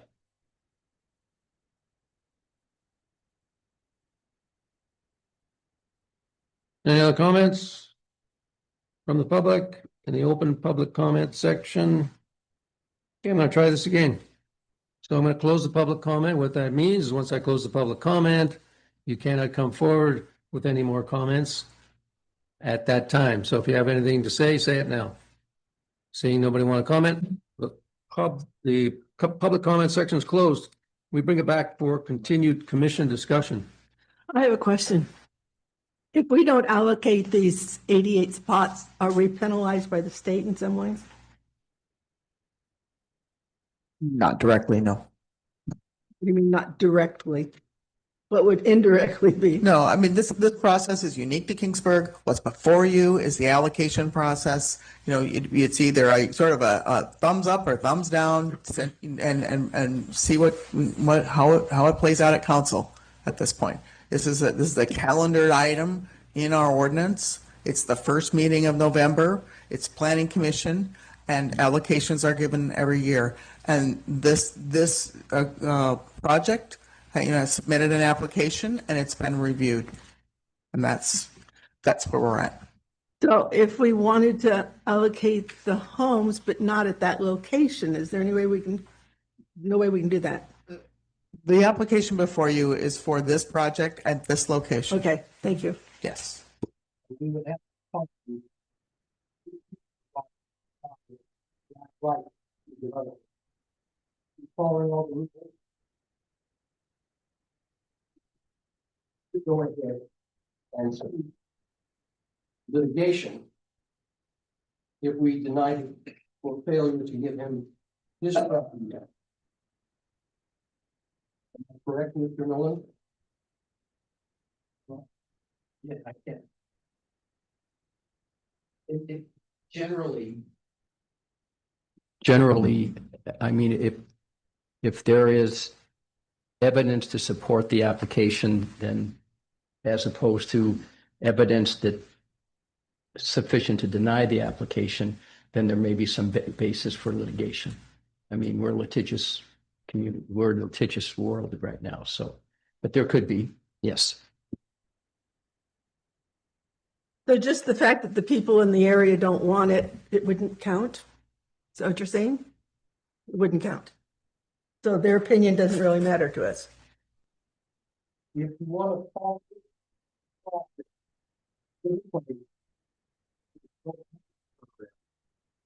the process that has to be followed. If you want to play Wild West, then why have the rules? Because people don't like that location, couldn't he be asked to find another property? Talking about private property rights. But he doesn't own the property yet, or the company doesn't own the property. It's 3 individuals or 4 individuals, or he owns part of it, but there's 3 more. There's other people that are involved. And I don't see them here. The other property owners aren't here asking for this. He is representing, excuse me, are you representing? I am. And they all want to And do this. one was here and he had to leave back, he was here earlier, but Okay, yeah, and then, so yeah, I am, and this is not again, this is not checkpoint 1. I understand. Yeah. So it's the allocations to even move forward, and so even in February, when the allocations weren't reopened, that's why we weren't here in February before you, but these allocations are being asked for this, the following the Kingsburg plan and the lot allocations, and so we've over the last couple of 3 years have specifically with San Joaquin Valley Homes have been following the plan and working with the city for the allocations.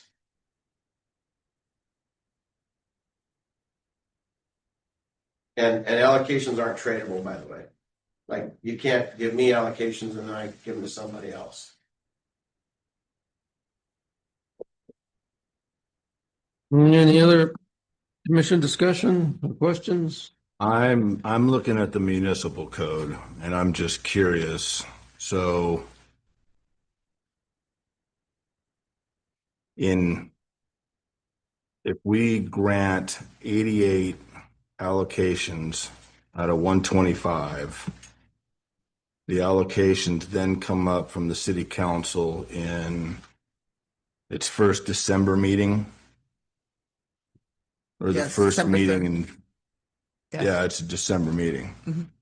And then the first meeting of February in 26. So we're allocating 88 units out of a 2026 for a project that's not within the city limits. And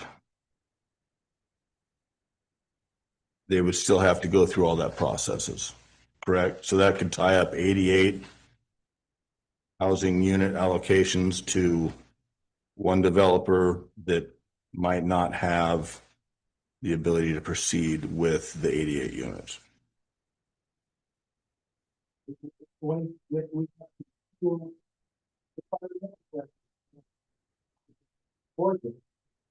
We have others that are all applying for allocation. We'll allocate 25 for the first developer, 25 to the second developer, 25 to the third developer, until we get the. Our problem has been we've never had. I think 1 year we had a situation where we had multiple developers actually apply for the uh,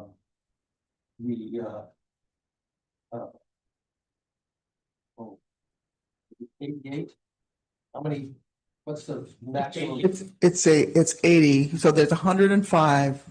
So 115 annually, and of those, there's 80 that are available for single family residential and 35 for multifamily. Now, how the council decides to divide that up or go back and gather allocations from a previous year, that is their determination, and that will be made at the December meeting. So the math may not look, that doesn't necessarily, that's not really what's in front of you today. And that'll be a council decision on, do they divide them up? You know, is this a phased project? That's partly up to the developer too, so. They show two phases. Right. But whether they want, they've requested allocations for the entire project. So how the council chooses to deliberate on that and then take action, will happen on the December 3rd meeting. If we vote for the allocations and then the property is not annexed into the city, they just sit there for some other developer?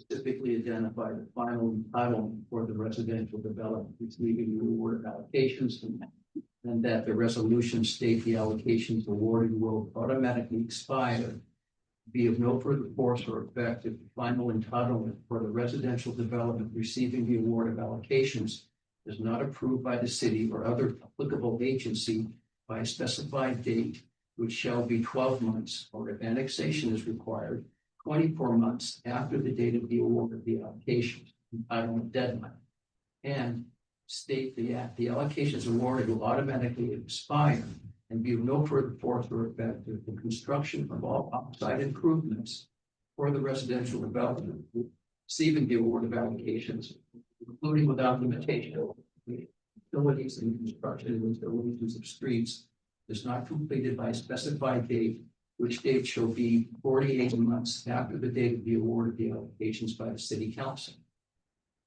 So the ordinance in and of itself provides these deadlines that much time to be by the developer, regardless of who the developer is, in order for the allocations to stay active and in force and effect.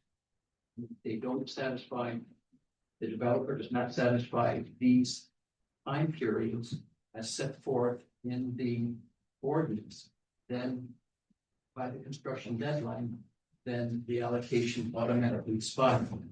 Applicant may request an extension of the entitlement deadline or the construction deadline by submitting an application for the extension to the city.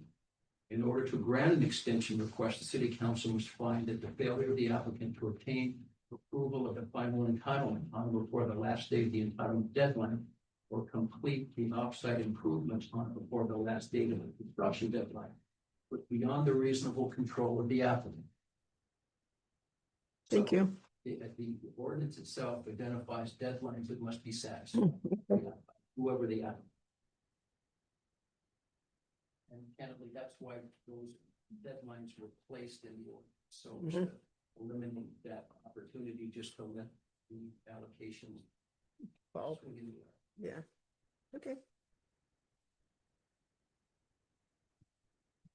So it's technically, as in 1609-090, the city council shall have the power to increase, decrease, change, or reallocate allocations by resolution of the city council. So they're the final.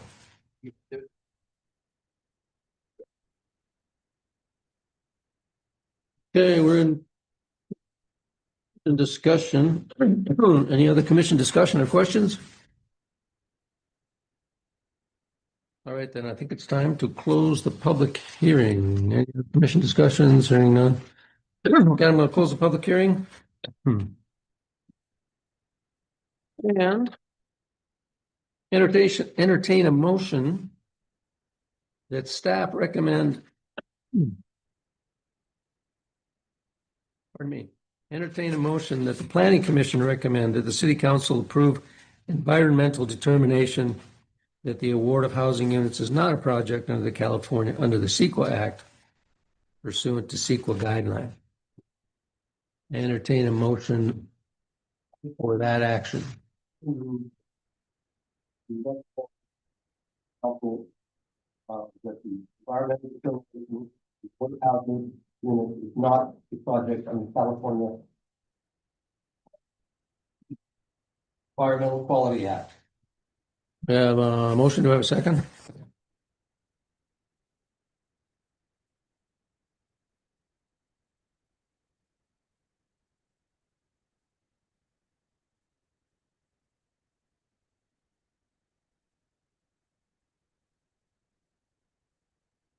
Aye.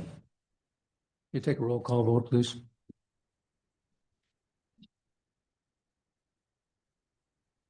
The roll call votes, yeah, they do it by name. So call your name, give your vote. Aye. No.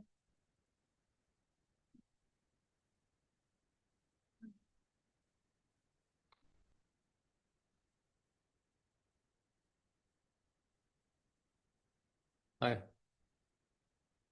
Motion carries. All right. Recommend that the planning commission recommend to the city council the award of 88 housing units as the 2026 housing unit allocation.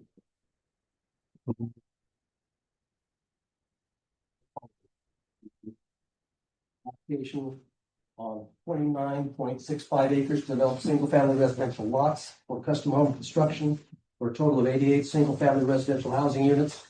The residential development shall come into consideration for this allocation period is 29.65 acres located at APNs 395-030-05, 395-030-06, and 395-030-011 located at southwest of Current Street and 6th Avenue.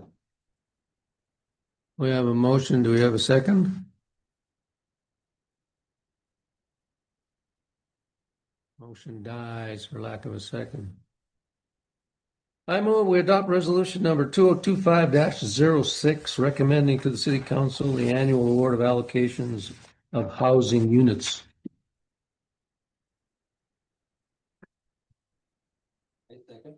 We have a second? Motion and a second. Any discussion or amendments? I'm sorry, could I have you repeat the motion, please? I move that we adopt resolution number 2025-06, recommending to the city council the annual award of allocations for housing units.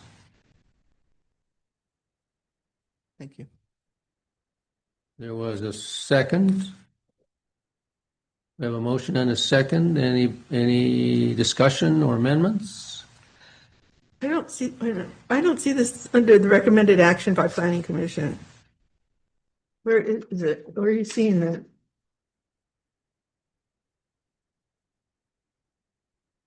Which page is that? Oh, page 2. Oh, okay, I see. I'm sorry. Yeah, okay. I got it. Okay, any other discussion or amendments? Hearing none, all in favor of adopting resolution number 2025-06, say aye. Aye. All opposed, say no. No. We have one no. Motion carries. Okay. Next item on the agenda, future agenda items. I have one, you will be receiving the materials for the general plan update, and it is completed. It is available now publicly. It's on our website. You should have been sent a link to it. If not, we will redo that. If you have not received a link to the draft general plan update, it will come to you for discussion and consideration in December. Thank you. Mr. Powell, could you please do me a favor? An open discussion with the city council about changing the North Pacific plan or the zoning to require these new residential construction, new residential maps to put in some duplexes before they get approval. In other words, make it mandatory, not voluntary. Maybe 10% of the units could be a duplex or a triplex to at least offer some more housing for people wanting to get into Kingsburg without excessive costs. And it would not downgrade, the neighborhood at all. There, if you've seen some of the new duplexes they made, they look like a single family home. Could you please consider doing that, open that discussion with the city council to find out if they have any interest in doing that? It's the only way I can see, after being on the planning commission so many years, to get some duplexes, get some multifamily in. You have to mandate it. Thank you. Just please consider it. Okay, any more future agenda items? No? I'll entertain a motion to adjourn the meeting. I make a motion we adjourn the meeting. We have a motion. Do we have a second? We have a motion and a second to adjourn the meeting. All in favor, say aye. Aye. Motion passes. The meeting is adjourned.